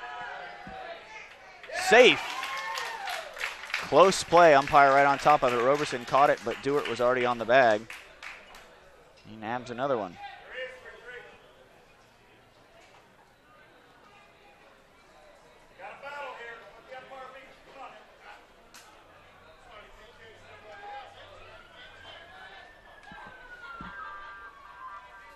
Let me get an instant replay of that one. No, time called. So we'll take a look at that replay right now, that stolen base. So he dropped the ball, picked it up, double clutched, and he was safe, got to the bag, but a dropped pitch and a double clutch is what ended up hurting Bennett and trying to throw him out.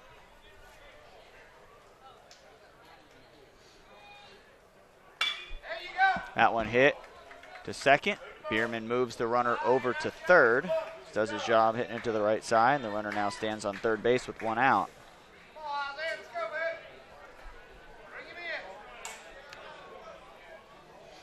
Next batter for Polk State is the catcher, number 32, Isaiah Cullum.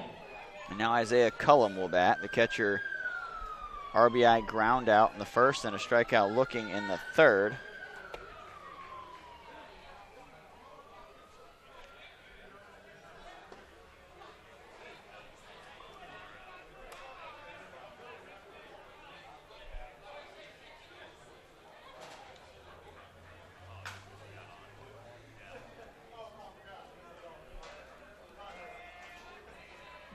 Nick Nelson ready.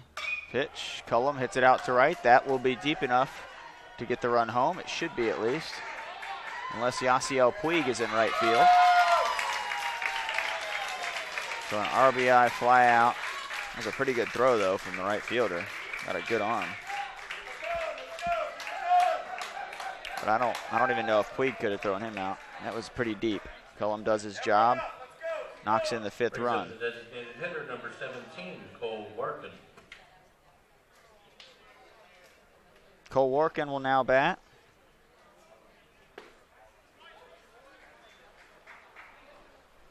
With nobody on, 2 outs, 5-0. Polk has added a run of the fourth and a run of the fifth to their 3-run first. Bunt, foul. Bounced on the line a couple times before kicking foul.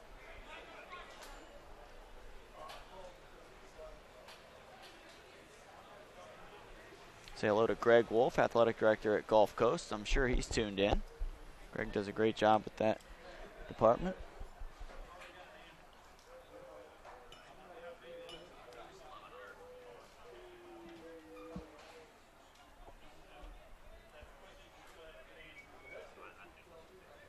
Oh and 2. Working to second. Couple hops. Easy play put away by Falk at first base. So, another run for Polk. Gulf Coast needs to get something going here in the 6th. Roberson, McGuffin, and Nelson due up. 2, 3, and 4 for the Commodores. We'll see what they can do when we come back. You're watching the 2016 FCSA tournament right here on YouTube.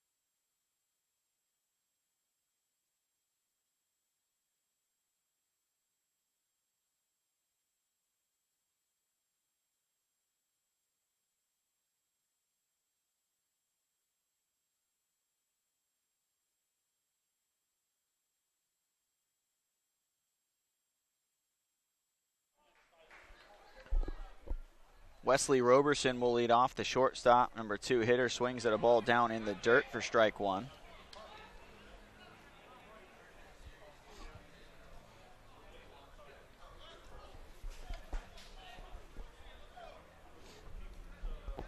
Thank you to the commenter during the game. Indian River and Valencia have been recognized by the Aspen Institute as well. And Santa Fe, the current number 1. So lots of representatives from the state of Florida. Again, just getting back to that FCSAA and the 2-year college, the stigma that for whatever reason it's there, it's not accurate.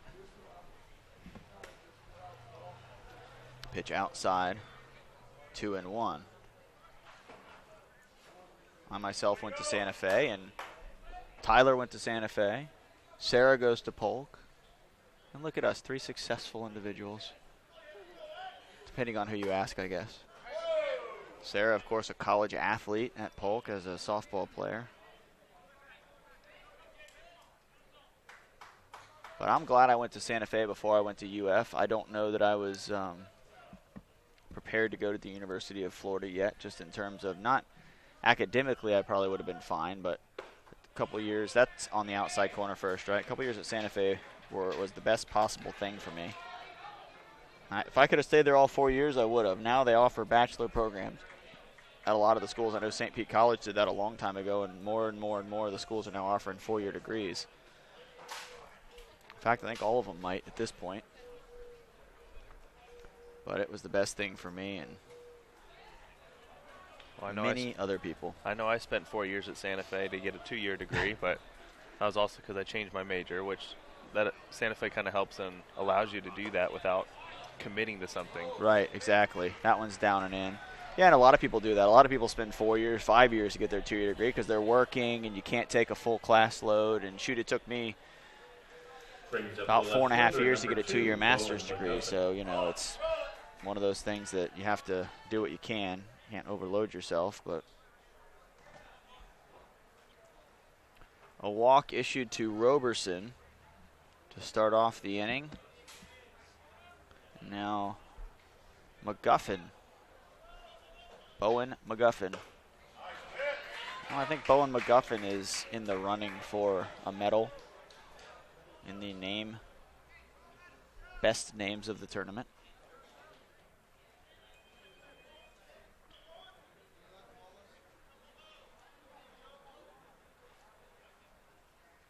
Oh, 1 from Bermudez. That pitch down. 1-1 now to McGuffin.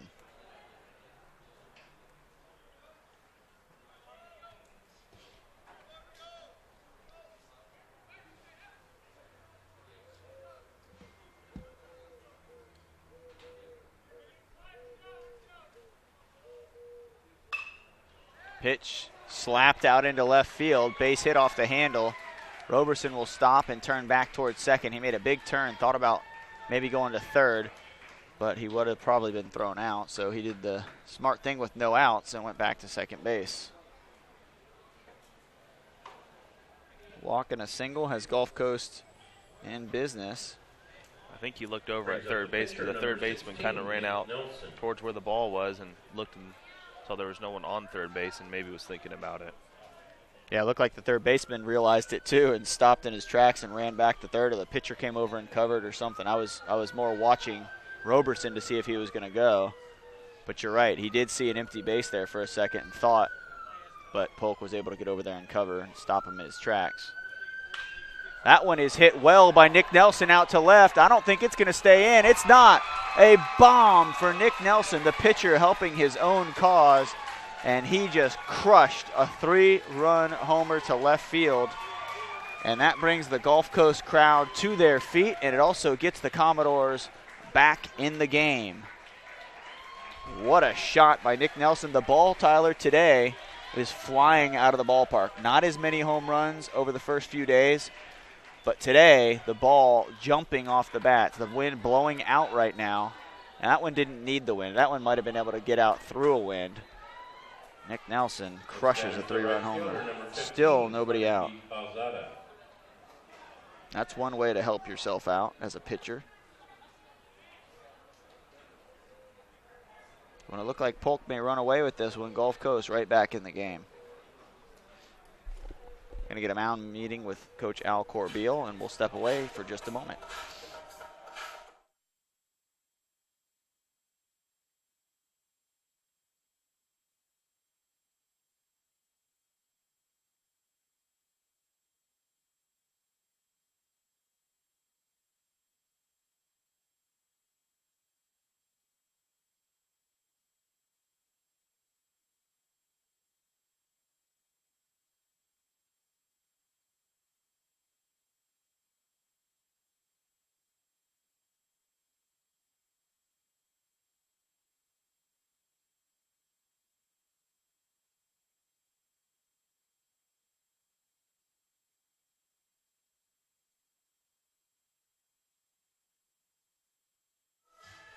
We're back at Henley Field for the FCSAA tournament, and we've got a special guest with us. Coach Johnny Wiggs from Santa Fe College. Coach Wiggs, nice win earlier against Chipola. That was just a run-of-the-mill, boring 10-9 game, wasn't it? Yeah, the crowd didn't seem into it at all. The dugouts didn't seem into it at all, and the fans, you know. It was early. It was a morning game. Ho-hum. You know, everybody was still tired. We had about 500 people watching at one point at least, probably more than that on the YouTube feed. So that's all of our Santa Fe fans back home really watching and pulling us on. I think most of them were employed and working at Santa Fe College probably and not doing much work, but that was great. Now, it was a really intense, of course, great baseball game. I don't know. Shoot, you couldn't ask more as a fan. I could have asked more as a coach. I'd like to have won that thing a little easier, but a really exciting baseball game. A couple big home runs, of course, for us. And again, Chipola did a great job of fighting and coming back down 8-4 with Bacon in the game, and Bacon got out of his element a little bit. He got a little too excited and showed some control problems, which he hadn't shown all year. I think he walked about 6 guys all year, and I think he walked 3 or 4 today and hit a couple guys. So, but Saints come out with the victory, and that was huge for us. Well, now you'll play at 10 a.m. tomorrow. You'll get the winner of this game, and I'm sure as a coach there's not a preference in who you play. You're just waiting to see who you play. Yeah, we're trying to take another peek at these guys. Got to see Gulf Coast a little bit earlier in the tournament in their first game. We played Polk, of course, a couple times, but teams changed from February to now. We played those guys in February, so get another look, and we'll be excited to play in the morning. Yeah, well, Polk's got a new pitcher out there now. They've looks like, I'm not sure. Jacob Kelly, number 8. Jacob Kelly now into pitch, so get another day off. Chipola, of course, has to play, and that's tough with this rain delay. You know, it ended up helping you guys out a little bit. Faulkner came off the mound, who is statistically a pretty good pitcher, and Coach Jeff Johnson chose to remove him, which obviously he knows his own players and knows. And he brought in a lefty, and you had 5 lefties in the lineup. So I think there was definitely some thought that went on to that, and it seemed like a pretty good move until the first batter, and Matt Allen left the yard with. I thought he hit the first pitch, did he? It was either the first or second pitch. Yeah. I thought the first pitch of the day, and that's a big breaking ball from Kelly. But it was definitely probably some good strategy on his part, but we did a good job. Scored 5 runs off the lefty in the first 2 innings. Gave us that good lead there for a while, but and then they brought in what we were told is their best guy in Francis. Ground out, 1 away for Polk. You know, Francis, I was told he had the best arm and the best stuff and those kind of things. So they went to basically the guy that probably would have started the game if Jeff hadn't have thought about all our lefties in the lineup and those kind of things. Number 21, second baseman Alec White. They're real deep in arms. Oh, yeah. And they have some really good arms that they continue to run out there. Well, they scored a ton of runs during the season, and you saw that in the game. And even, Kyle and I were talking up here during the broadcast that even when you got up 8-3, I think we said it may take 10 or 11 runs to win this game. It's not over. Chipola, one of those good teams, and now, of course, they get whichever team would have lost, you or Chipola, now has the unfortunate scheduling because of all the rain. That one hit out into the gap, but it's going to be played on. Wow, diving catch. Nice play. Made by the right fielder. Yeah, it's unfortunate, the rain, but, it is what it is. Yep. Tomorrow, win or lose, we'll play a doubleheader. So we play the 10 a.m. game. If you win, you play at 4. If you lose, you play at 1 right after that. So, and that's because of the game. I mean, because of the rain. Yeah, and I think that's, again, so Chipola will have to play, and now Jonathan Bennett, the catcher, will bat. But Chipola now with a game, I believe, right after this one. And then the loser of this one will play after that. So some double headers for a couple teams today and some double headers again tomorrow. And that's, the thing that we had to talk about, or we talked about too, is the team that wins got to fly out on next Wednesday. So you got a week. You can't drag this tournament out too long. Liner out to left field, and he's out. So, you've got to try to get it done. The weather looks like it may hold up today a little bit. Tomorrow is still questionable, but it was 80 at one point today. Now it's down to 20. So you just don't know. We're in Florida. Not sure what it's going to do, but you got game tomorrow at 10 a.m. And have you decided who's going to be pitching for you yet, or is that still a work in progress? I think Kyle Morton's going to go. Morton's been our number 3 guy all year, so that's who we'll stick with. And we're happy to be in the position we're in, and we'll keep playing. All right, well, Coach, thank you. Get back down there and do your scouting, and appreciate you spending a few minutes with us. Thanks, guys. Thanks.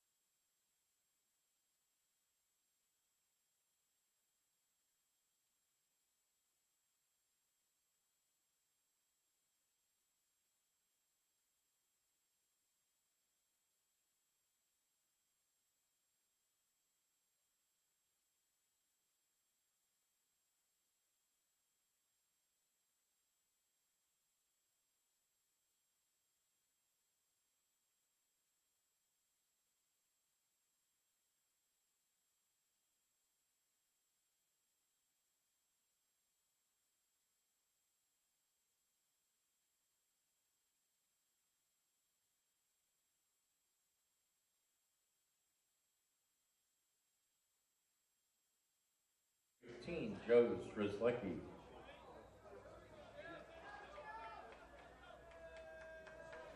Joe Strzelecki, the right fielder,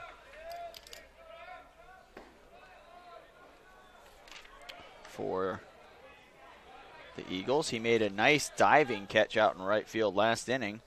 Had to come in on it and go to his right, and then dove in and made a beautiful catch. Do you have the replay of it? You do. Of course he does. Let's take a look at that catch. Strzelecki at bat, and here was the catch that he made last inning. Was hit out to right. Had to come in and made a beautiful diving catch. Good camera work by Sarah, as she has done for the last 4 days.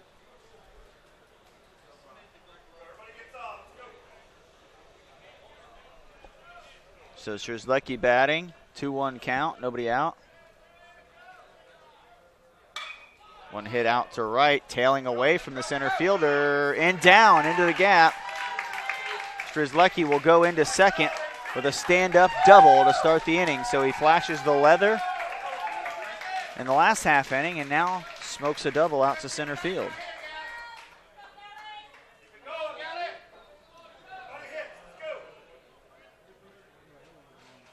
Brings up the shortstop, number 7, Brandon Galley.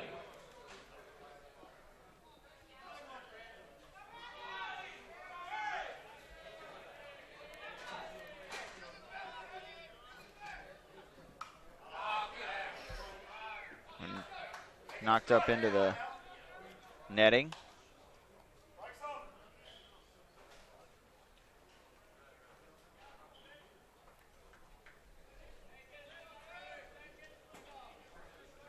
Well, it was Strzelecki's first hit, Brandon Galley at the plate, and Galley homered, his first homer of the season. This time he bunts the runner to third.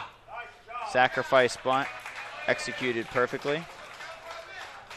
Move the runner to third, and Coach Al Corbeil playing a little small ball, trying to get that runner home.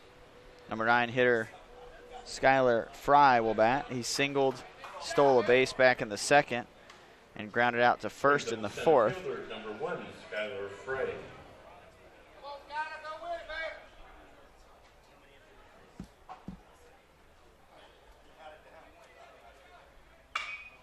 Ray bounces one. They're going to be able to come home with it. Oh, and he tags him in the head.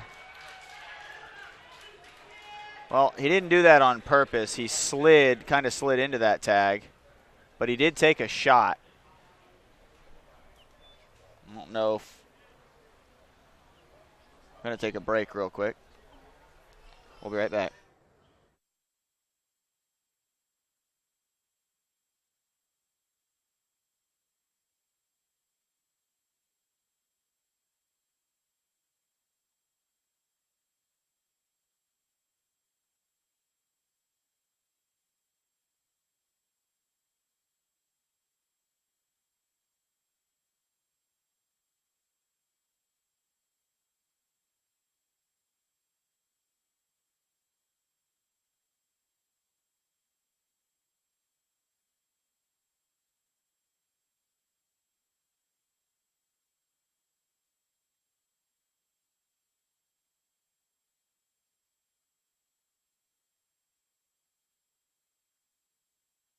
All right, well, Strzelecki looks to be okay. We wanted to step away. Not necessarily have the camera on him there.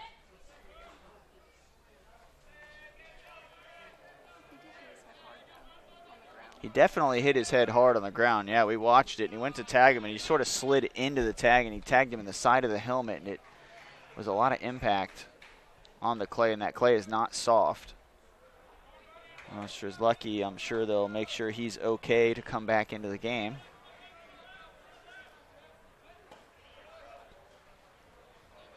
I'm sure what happened more was that he was not expecting to get tagged in the face, and I think it was more shocking, kind of startled him more than anything. And, he looked up at the catcher like, what are you doing? But, again, I don't think Bennett did that on purpose. I think it was just happened to be the way that he didn't adjust his glove in the air to hit him. He's kind of in one motion, and the slide just went. That's where his helmet ended up on the glove. It looked a lot worse than it was, hopefully. Cody Burgess now batting, leadoff man. Walked, flown out, grounded out, scored a run back in the first. Yeah, Bennett just kind of turned to make the tag and happened to be sliding in right there. That one outside, runner goes. And they have run themselves out of this inning. Almost like a pitch out. Good throw by Bennett. And Polk doesn't come up with anything in the sixth. And Gulf Coast with some momentum, trailing 5-3. Cody Burgess will lead off. He was left at the plate on that stolen base attempt. Gulf Coast has 8-9-1. Falk, Tilsky, and Murphy due to bat in the top of the seventh.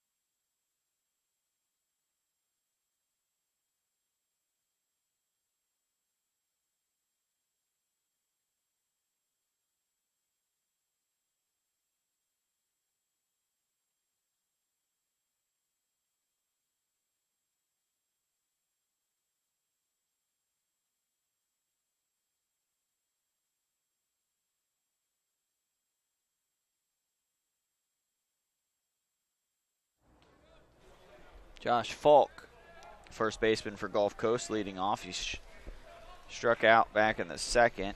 and popped foul in the 5th.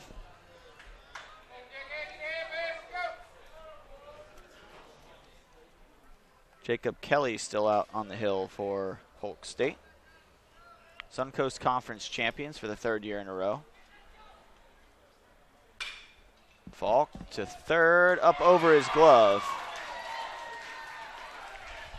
And a hit for Falk.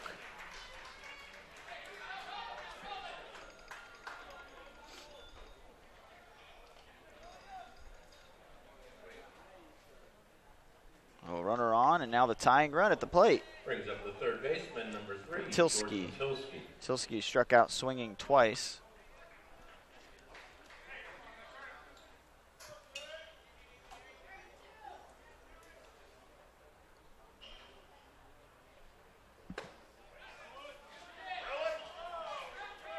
Ball 1.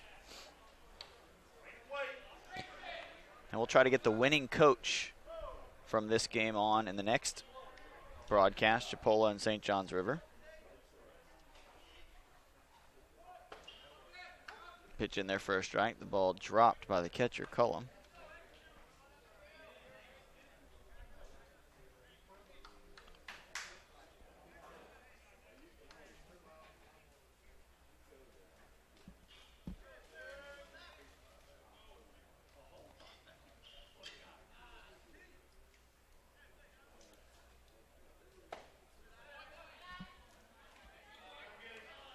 Two and one now to Tilsky, runner at first.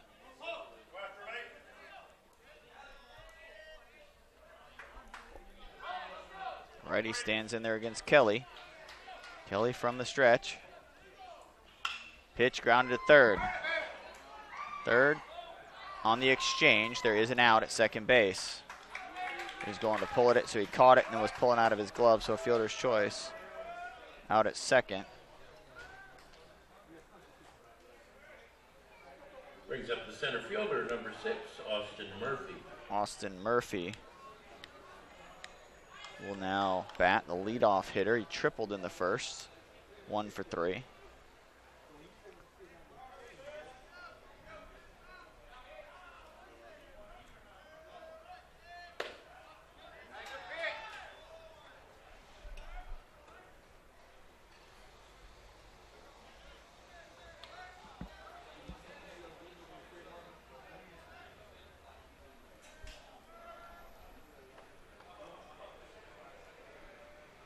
Five-3 Polk.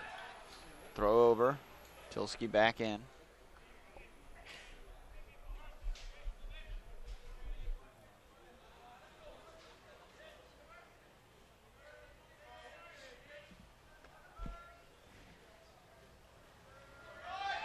Runner goes, foul tip. Tilsky took off. But he'll have to run back to first base now.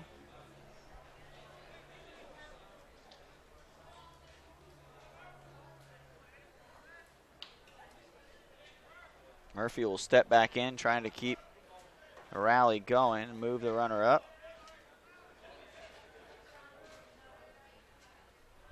Or knock him in. Even better plan for him.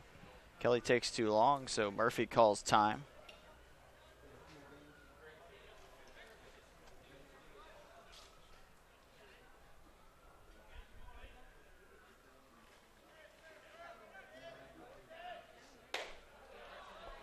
That one misses, 2-1.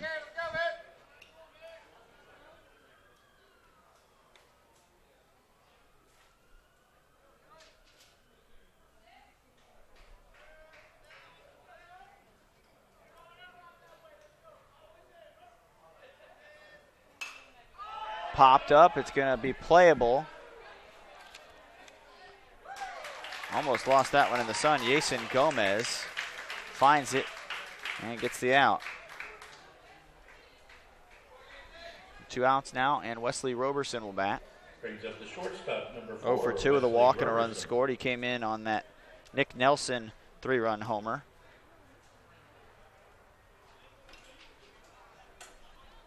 If they can get a couple more runners on, Nelson could come to bat this inning. He is in the hole right now. McGuffin on deck. Foul ball from Roberson on the first pitch.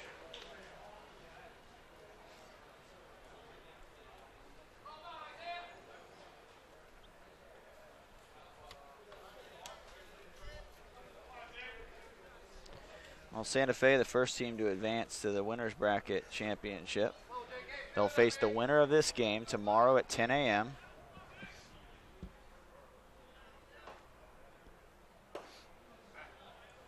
Pitch outside to Roberson.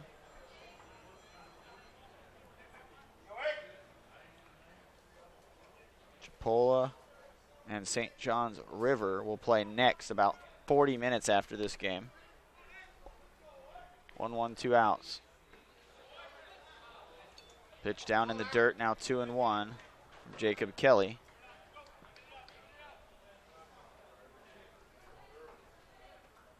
To Wesley Roberson.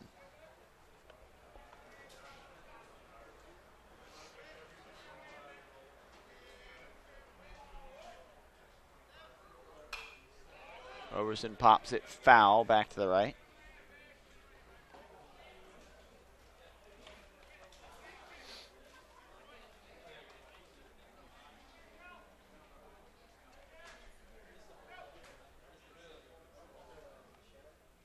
Roberson ready for the 2-2 pitch with 2 outs.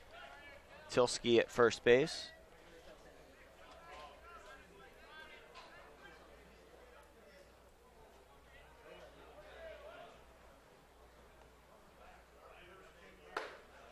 Up high now, 3-2, 2 outs. Tilsky will be on the move on the pitch.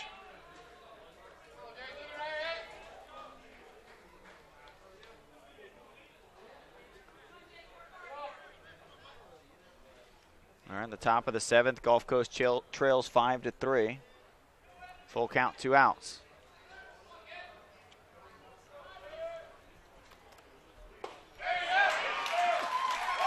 Swing and a miss by Roberson to end the inning. Good pitch from Jacob Kelly. And we'll go to the bottom of the 7th. Polk still leading 5-3. They will have the top of the order. Cody Burgess, Jason Gomez, and Zach Stewart. When we return right here on the FCSA Sports YouTube channel.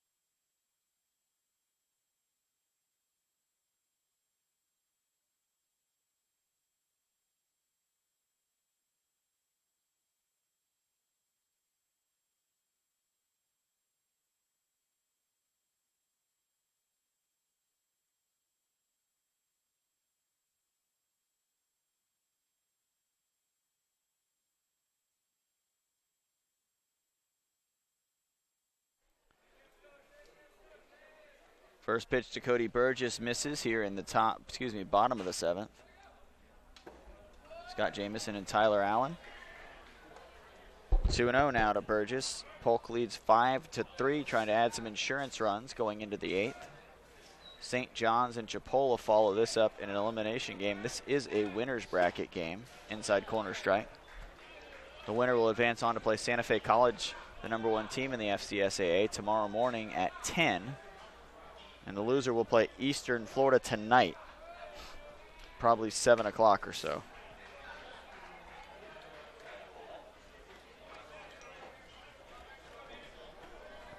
Well, the sky opened up last night and tried to washed the field off, but a good job by the grounds crew, and the field soaked up the water, and we were able to get back out here this morning and finish that Chipola Santa Fe game. It was only in the first inning.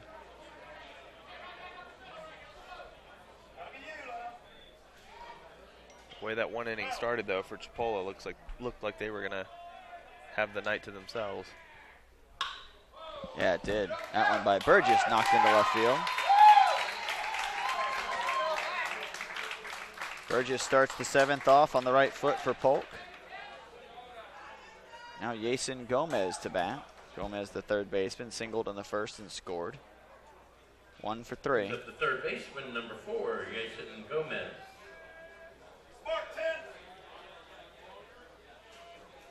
Mound meeting upcoming. We'll step away. We'll be back, see if there's a pitching change. And there will be a pitching change. So we'll see who the new pitcher is when we return right here at the 2016 FCSAA tournament.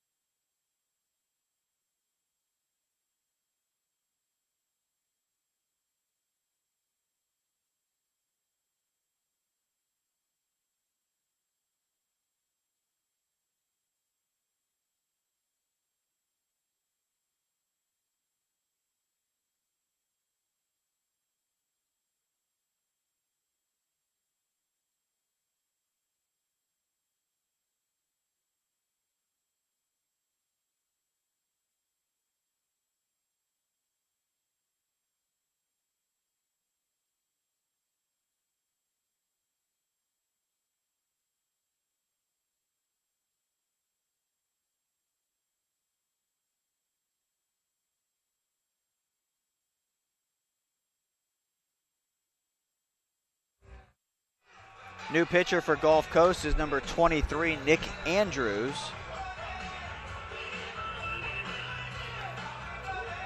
Andrews, 4.57 ERA and 15 appearances out of the bullpen, 25 strikeouts and 21 2/3 innings, 9 walks. Nick Andrews. Batters hit .323 against him.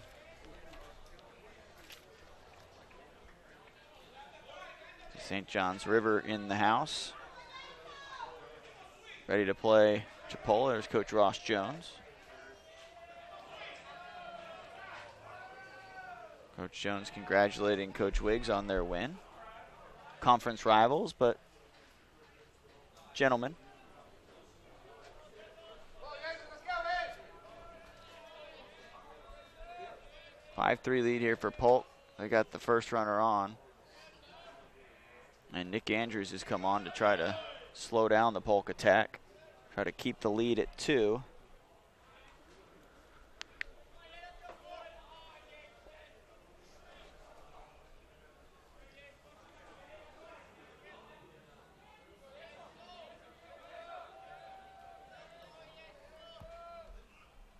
Gomez squares. Throw over. So Coach Corbeil still trying to play a little small ball and get that run home. Every run at this point is insurance. Down 2-0.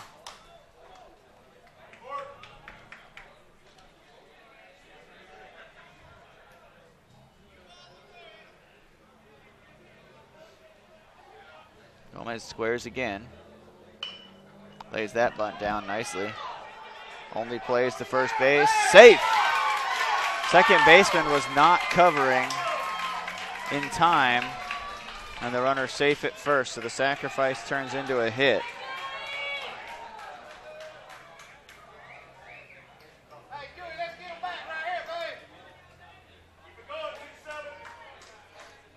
Brings up the left fielder, A number bunt hit 27, for Zach Gomez. Now Zach Dewart will bat. He's 3 for 3. 3 stolen bases, 3 hits, 2 runs scored.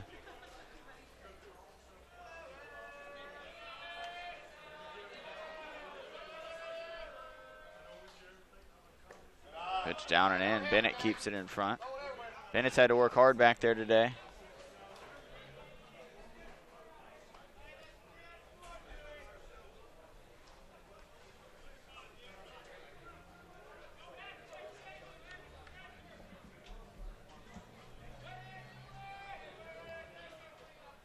Pitch coming from Andrews, Nick Andrews. Down and in now, 2-0. Andrews, a sophomore from right there in Panama City, a local prospect for Gulf Coast, local player.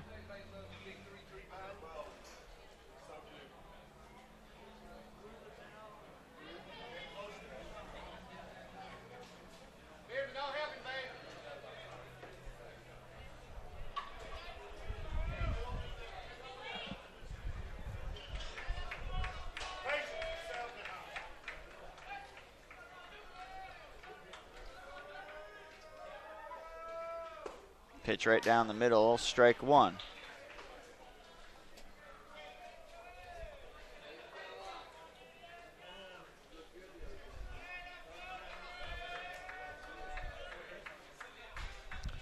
Well, I thought maybe they would think about bunting with Dewart only because the third baseman's playing back, but you don't want to take the bat out of his hands. And now at 3-1, you don't want to.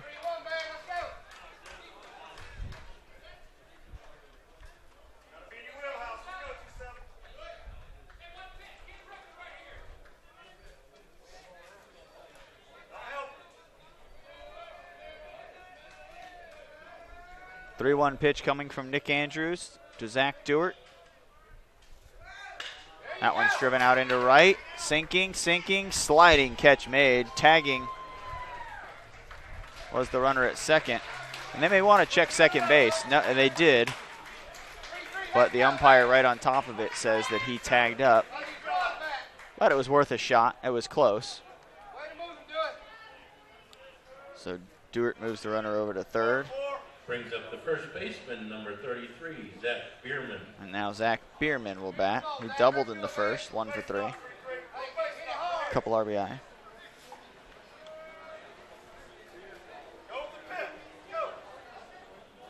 One out, runners on the corners. Bierman, a big power hitter for Polk.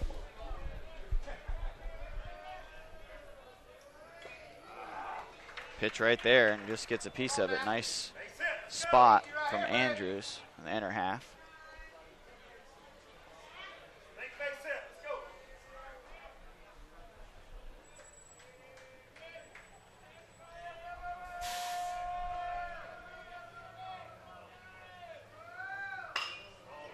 Hit out to right. We're going to have a play at the plate, possibly. Catch made. Nope. Too deep. Didn't look that deep when it came off the bat. Ended up being deeper than I thought. Now 2 outs. And a sac fly for Bierman brings home a run, an important insurance run in a close game late. 2 outs now, Cullum batting. Next batter for the Runner at Eagles is first. the catcher, number 32, Isaiah Cullum.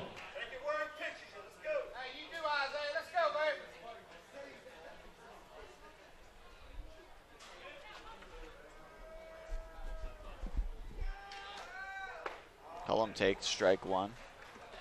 Gotta get ready. Let's go. You, man. Pull the trigger.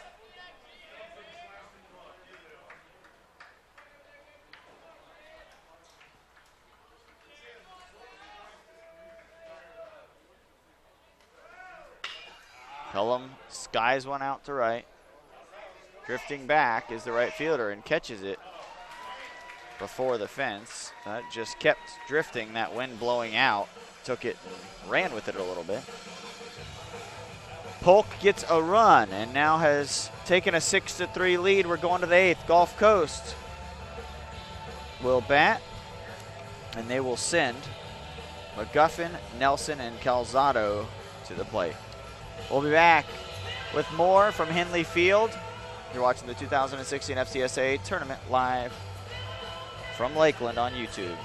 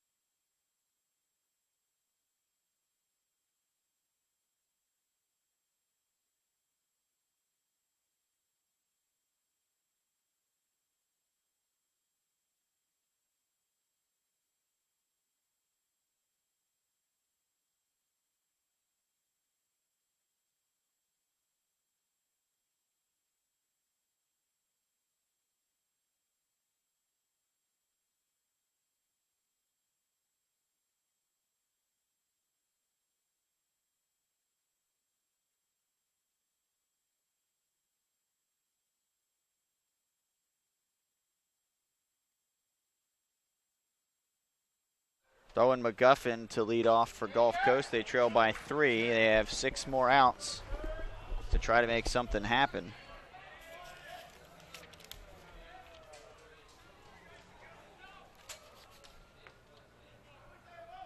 McGuffin, a .335 hitter during the regular season.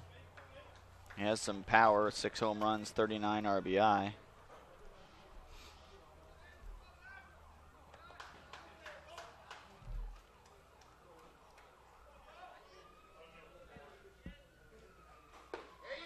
That pitch in there for a strike.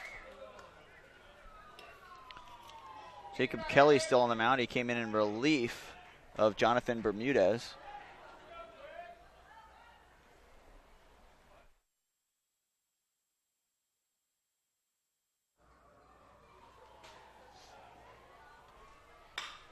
Ground ball from McGuffin to second. And Cody Burgess up with it and over for the out.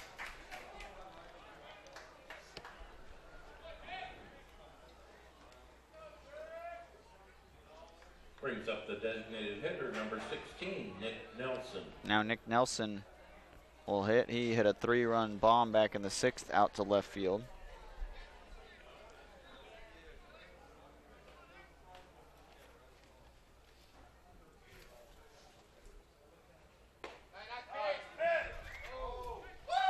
It was Nelson's 10th home run of the season.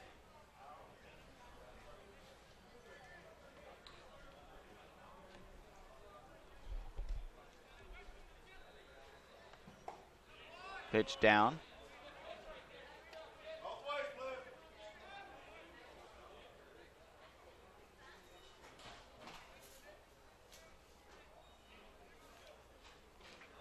Two-0. Nelson should see something to hit. That one down and out. And maybe they just don't want to mess with him, but there's nobody on. Calzado and Wisely, the next 2 hitters up for Gulf Coast.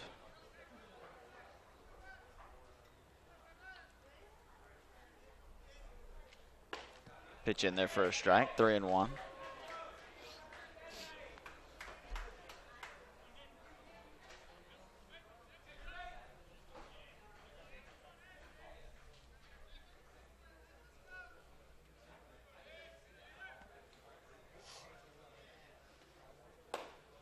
Low and away, ball 4, so a base runner now for Gulf Coast. Nick Nelson on. Brings up the right fielder, number 15. Now Carnegie Calzado, the right fielder, will bat. 0 for 3.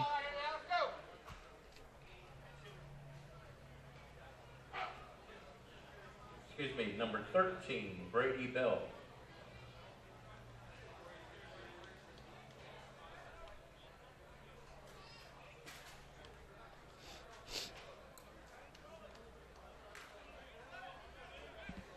Brady Bell, excuse me.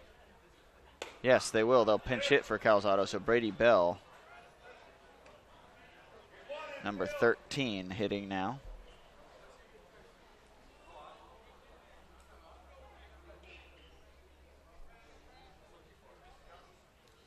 Oh, 1 to Bell. That one hammered down the right field line. That's going to be extra bases. Nick Nelson will come into third and stay. And now runners at second and third with 1 out. A pinch hit double for Brady Bell. A good move by Coach Mike Candler to bring in Bell, who immediately pays dividends with a double.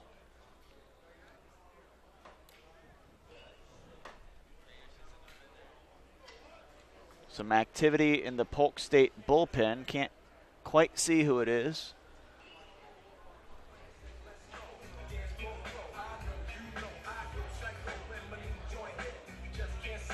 Looks like Chad Tworek, maybe Justin Tworek as well, the two brothers.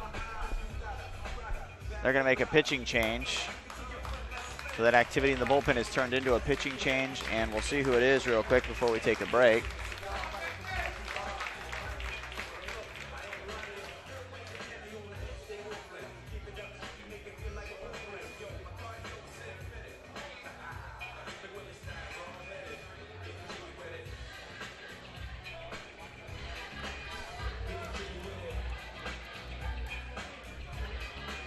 Zach Schneider, number 20. Zach Schneider, a freshman out of Boca Raton.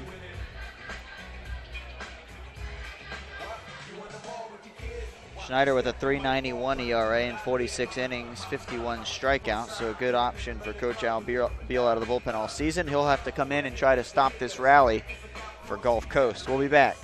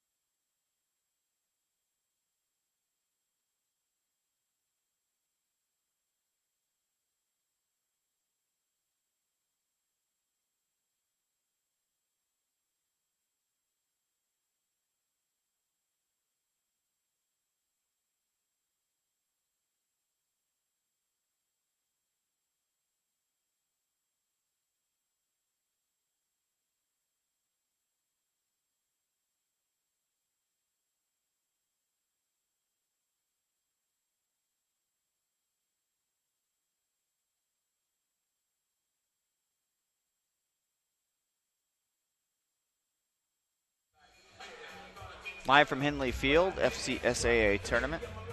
Zach Schneider on the hill now for Polk State in relief of Jacob Kelly. Jonathan Bermudez started and gave a good start to Polk. He gave up a 3-run shot to Nick Nelson and then was removed from the game. 3 runs for Polk in the first, a single run in the fourth, a single run in the fifth, and a run in the seventh is the scoring for the Eagles, and for Gulf Coast, 3 in the sixth on that home run by Nelson. The Commodores trail 6-3, but have an opportunity right here to cut into it. Alec Wisely Second baseman will bat. He's walked back in the second. 0 for 2 on the day. But a golden opportunity here for him.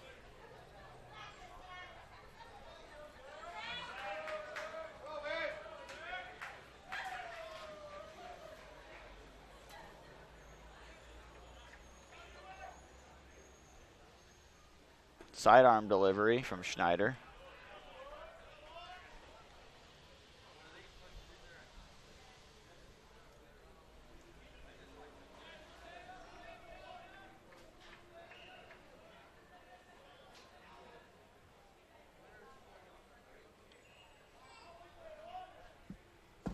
Pitch in there for a strike from Schneider.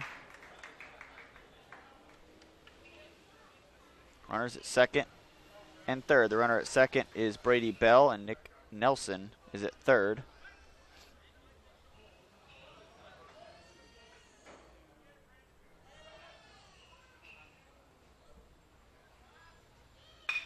That one hit the second base. Run will come home. They'll get the out at first. They'll trade the out for the run right now. RBI ground out for Alec Wisely for the second out. And now the catcher, Jonathan Bennett, will bat. Bennett is 1 for 2 with a walk and a single. Catcher number 10, Jonathan Bennett. Runner over there at third. They'd love to get that run home.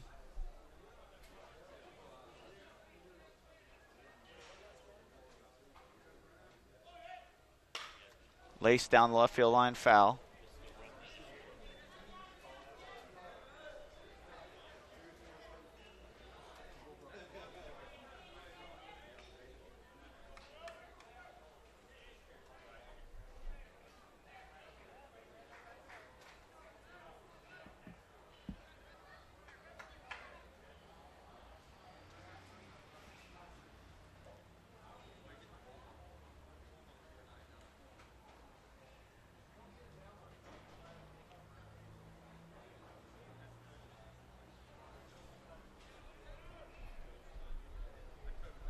Bennett steps back in, an 0-1 count to the catcher.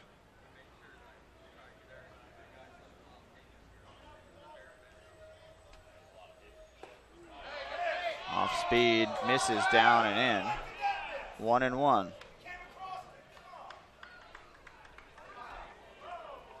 Polk fans not happy. It looked like it drifted off the inside half of the plate.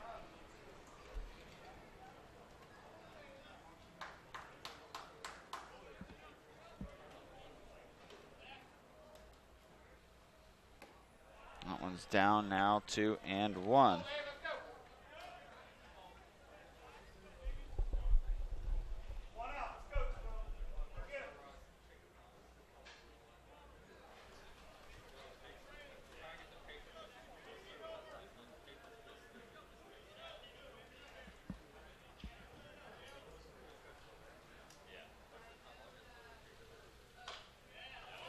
Dribbled foul.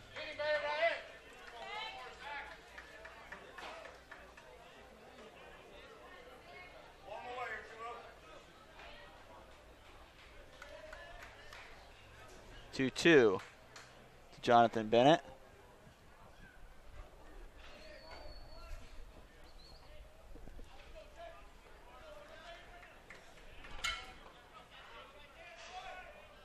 Brady Bell at third. Bennett to third base. Jason Gomez up, across, just gets him. Nice play by Gomez to stay with it and get the out. Gulf Coast gets one back. We'll go to the bottom of the eighth. The score 6-4. Polk State Eagles lead. We're back with more from the FCSAA tournament right here on YouTube.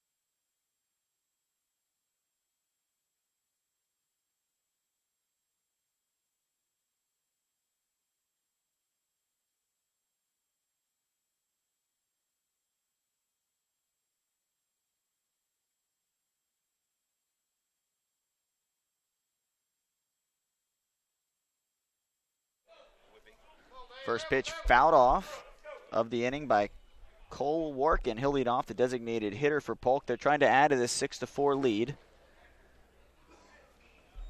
We are in the bottom of the 8th. Gulf Coast State College will have one more opportunity to either tie or take the lead. Or Polk State will advance to play Santa Fe in the winner's bracket final.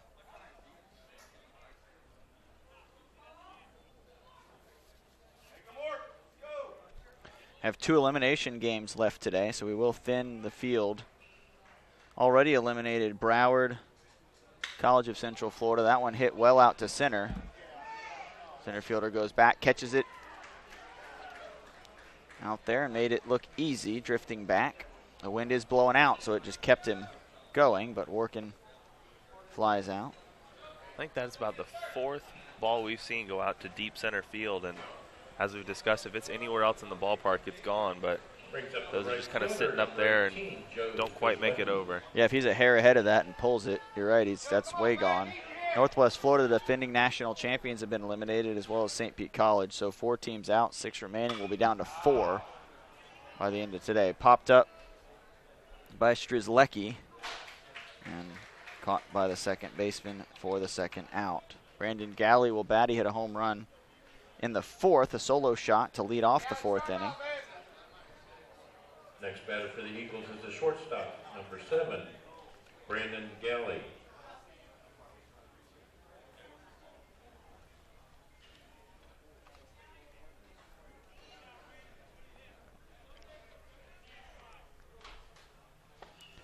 Galley down and in, ball 1.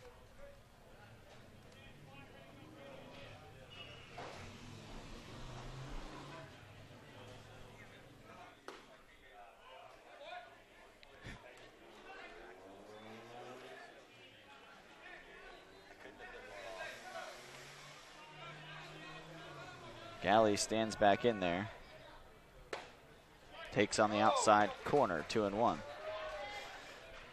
Polk State crowd has not been happy with the umpire, but I don't think it would have mattered if it was Tim McClellan or John Hirschbeck back there.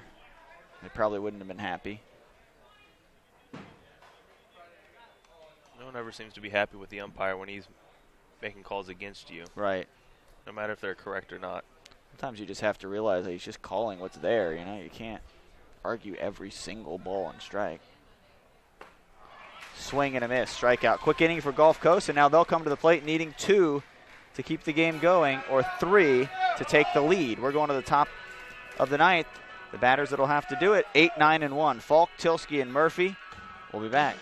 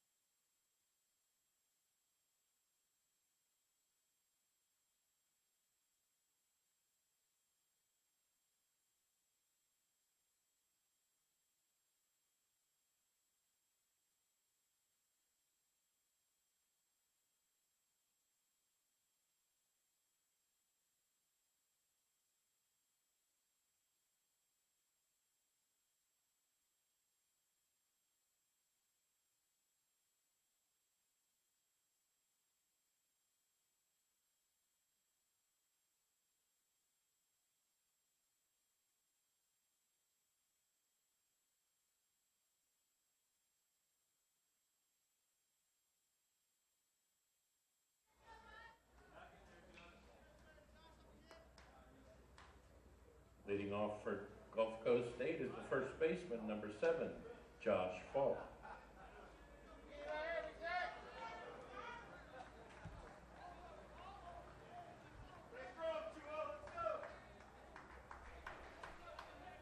Oh, it's come down to this for Gulf Coast. If they want to stay in the winner's bracket, they need to get a couple runs to at least stay alive.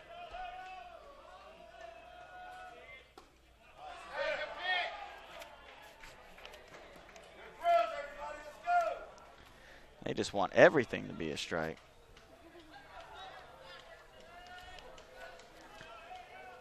Zach Schneider's still out there. Takes for 2-0. 6-4 is the score. Gulf Coast trails by 2. They would not be eliminated if they lost. They would play Eastern Florida later tonight after the Chipola St. John's game.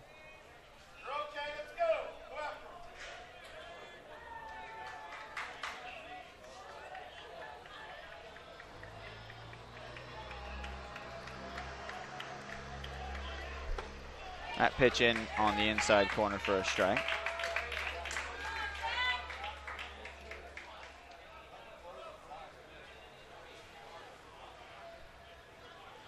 Here comes the 3-1 to the first baseman, Polk.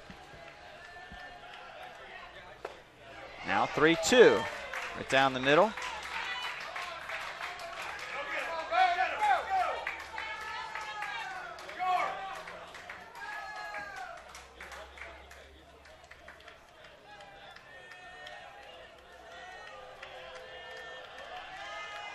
Three-two pitch, swing and a miss. Falk strikes out. So he works back from behind in the count to get the strikeout. Now the third baseman, Tilsky. Jordan Tilsky will bat. Third baseman, number 3, Jordan Tilsky.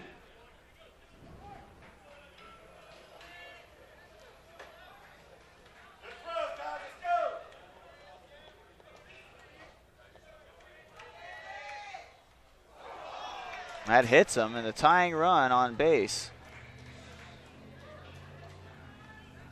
Well, if you're Tilsky, The tying run's not on base yet. Tying run's coming to the plate, I should say. Yes, you're right. Well, they have a chance to tie it with one swing. That's what I was getting at there. But Tilsky, sometimes you're mad when you get hit.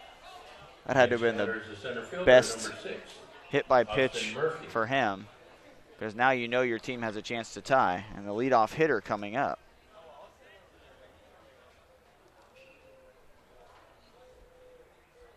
Coach Corbeil takes a very slow stroll to the plate, to the mound, I should say. Maybe they'll go to the closer, Justin Tworek.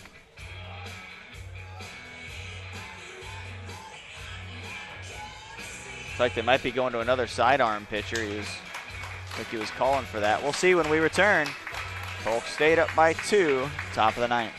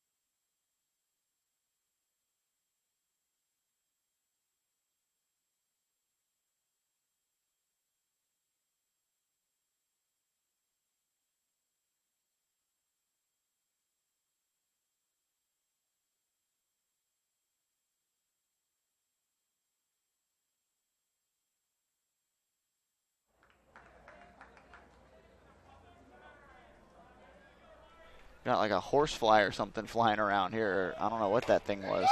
That was monstrous. First pitch strike. Justin Tworek, the pitcher.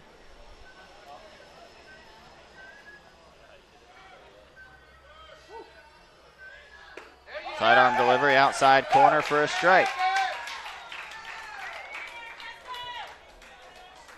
Austin Murphy, the leadoff hitter, up.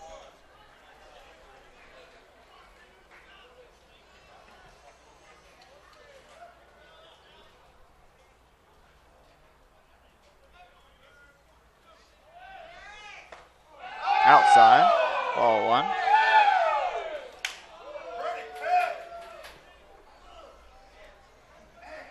It was pretty, but it was 1.5 feet outside. So I agree with the crowd on half of what they're asking for. It was a great spot for an 0-2 pitch because maybe you do get the umpire to stretch his zone a little bit. You give it a whirl on 0-2. That one was definitely closer. And on the corner, Murphy's got to swing at that on 1-2.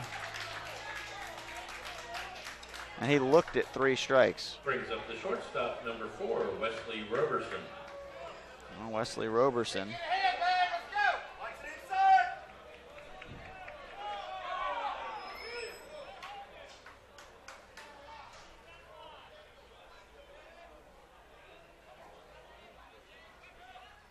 Wesley Roberson batting with 2 outs and a runner on. As we've seen throughout this tournament, though, is the umpires have had pretty wide strike zone when it comes to the outside of the plate. Absolutely. So, again, it is a little surprising that he didn't call that one a strike over some of the other ones. Yeah, it was definitely further off the plate, and then Tworek, with his accuracy, was able to move it in probably 4 or 5 inches, and so the perception of the umpire at that point is, well, it's closer to the plate, and, you know, he figures it's a strike. That one's a strike, so he called it.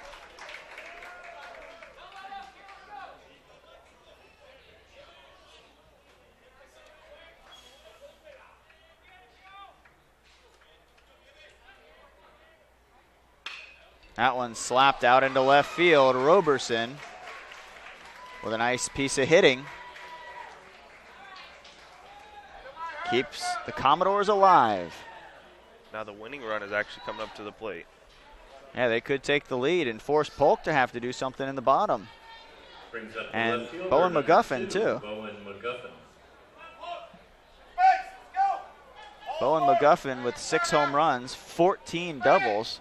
So something out in the gap could tie the game. Roberson with some speed at first base.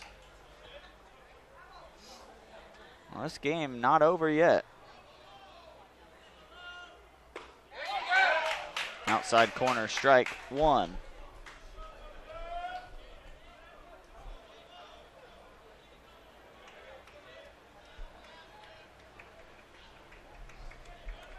Six to 4, the score. Bottom of the 9th, 2 outs.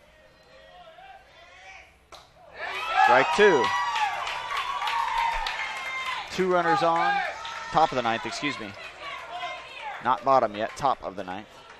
These are the moments when you're a kid you think about, and you pretend in your backyard. 0-2. 2 outs, top 9. Tworek. High chopper to second. Throw goes to first. Ball game over. Polk State will meet Santa Fe College in the winner's bracket final tomorrow morning at 10 a.m. We'll try to get Coach Al Corbeil on with us during the next game. The Polk State wins 6-4 over Gulf Coast. Gulf Coast will now play tonight around 8 o'clock, approximately 7:30 or 8 o'clock, against Eastern Florida in an elimination game. That'll do it for us here. I'm Scott Jamison. For Tyler Allen, Sarah Shira, Kelly Warren, and Bing Tyus, and the whole crew here at Henley Field, thanks for tuning in. About 40 minutes from now, St. John's and Chipola elimination game. One of those teams is going home. One of them will move on. We'll be back. See you then. The 3 and 6